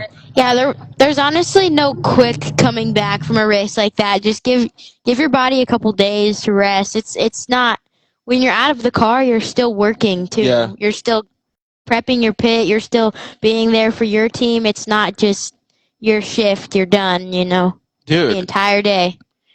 Mature beyond her days, man. But well, thank you guys both very much for not only spreading the love with racing, but giving us life advice too, man. You guys are awesome people in general. So, all right, Shelby, you and Corbin drive safe on the way home. I hope you guys had a good time today. We know you guys had a good time at Texplex, so thank you. Yeah, thanks again. I appreciate the call, and I always love going on with you, George. So we'll see you guys on Saturday. Yes. All right, we'll see you. Man, it's so cool. Like every time I talk with you guys, especially Shelby, I always get like this super positive vibe. Like I feel like I could just like conquer the world. Oh yeah, I love Shelby. Everyone loves Shelby. All right, Sarah Danbury said, "Great job, girls." So, what time are you guys going to be here on Saturday? And where are you going to be at? Give it the whole like sponsor plug right now. Sponsor plug? Yeah. We will be at Coin Power Sports in Banning. Yep. On Saturday. Yep. They have it open from 8 to 3. When are you going to get here? I'll probably be here around 8, 9. Yeah, just come and hang out with everybody. Waking up bright and early. That'll be pretty cool. So yeah, come check them out. You can get autographs. I'm sure you guys will pass out like stickers and all kinds of fun stuff, right? You'll see me. So it'll be cool. So come out over to Coin Power Sports, hang out with those guys. Thank you very much to Travis and to Todd and to all the guys here for accepting us and having us, letting us have the show here. It's really cool that we can come to all these fantastic places. Like they said, they're going to have the Pro R reveal, so you guys definitely want to come check that thing out. That thing is just an insane vehicle, so I'm sure you guys will check it out too. Oh yeah, we'll be here checking it out. Make sure you come too. Thank you guys very much for joining, having so many good questions, comments, and all that stuff. We really appreciate everything that you guys do for the Dirt Life. Thank you to the guys over at KMC Wheels for sponsoring the show. Thank you to EFX Tires. Thank you guys at Shock Therapy. Thank you very much to the guys at Zollinger Racing Products. Thank you to Motul. Thank you to Evolution Power Sports. Thank you to the guys at Solderweld, and thank you to the guys at Cryo Heat for being such integral parts of the show, man. You can always go to the sponsor deals page on thedurtlifeshow.com, and you can get links over to anything that we have as far as discounts and stuff like that. So Brian's saying Waffle House Sundays. Oh, I feel you. Have you guys been to Waffle House? I think once. I went to Waffle House, so I think it was for the first or second time this weekend. And dude, those guys, Manny and Brian, they can put down some Waffle House, dude. They got. I'm hungry. This is like a total stab in the gut for us. They got these pancakes with all kinds of syrup and chocolate chips over them, and I was like, "Thanks, boys, rub it right in my face." Oh yeah, no. Taking an insulin shot for syrup is like death. Yeah, exactly. Well, thank you very much to all the guys at Texplex and Brian and his whole crew for having us out there. They did a fantastic job. Putting together an amazing race for everyone to enjoy was definitely highlight. It really was, right? Year. Oh yeah. So, and dude, you guys did all good all year, and a way to cap it off with such a good result too. Definitely. All right, dude, you killed it in this co-hosting thing. You're hired. Thank you. So Bella did such a great job, and like I say every weekend, we really appreciate you guys. Slide into our DMs, hang out, do whatever you want to communicate with us, because we will try to give it back to you guys. So, you want to take us out of here? Yeah. All you got to do is say we love you. Thanks for watching Dirt Life Show. We love you so much. Thank you for watching the Dirt Life Show. I'm so glad I was a part of this, and please invite me again because it was a blast. All right. Good night, guys.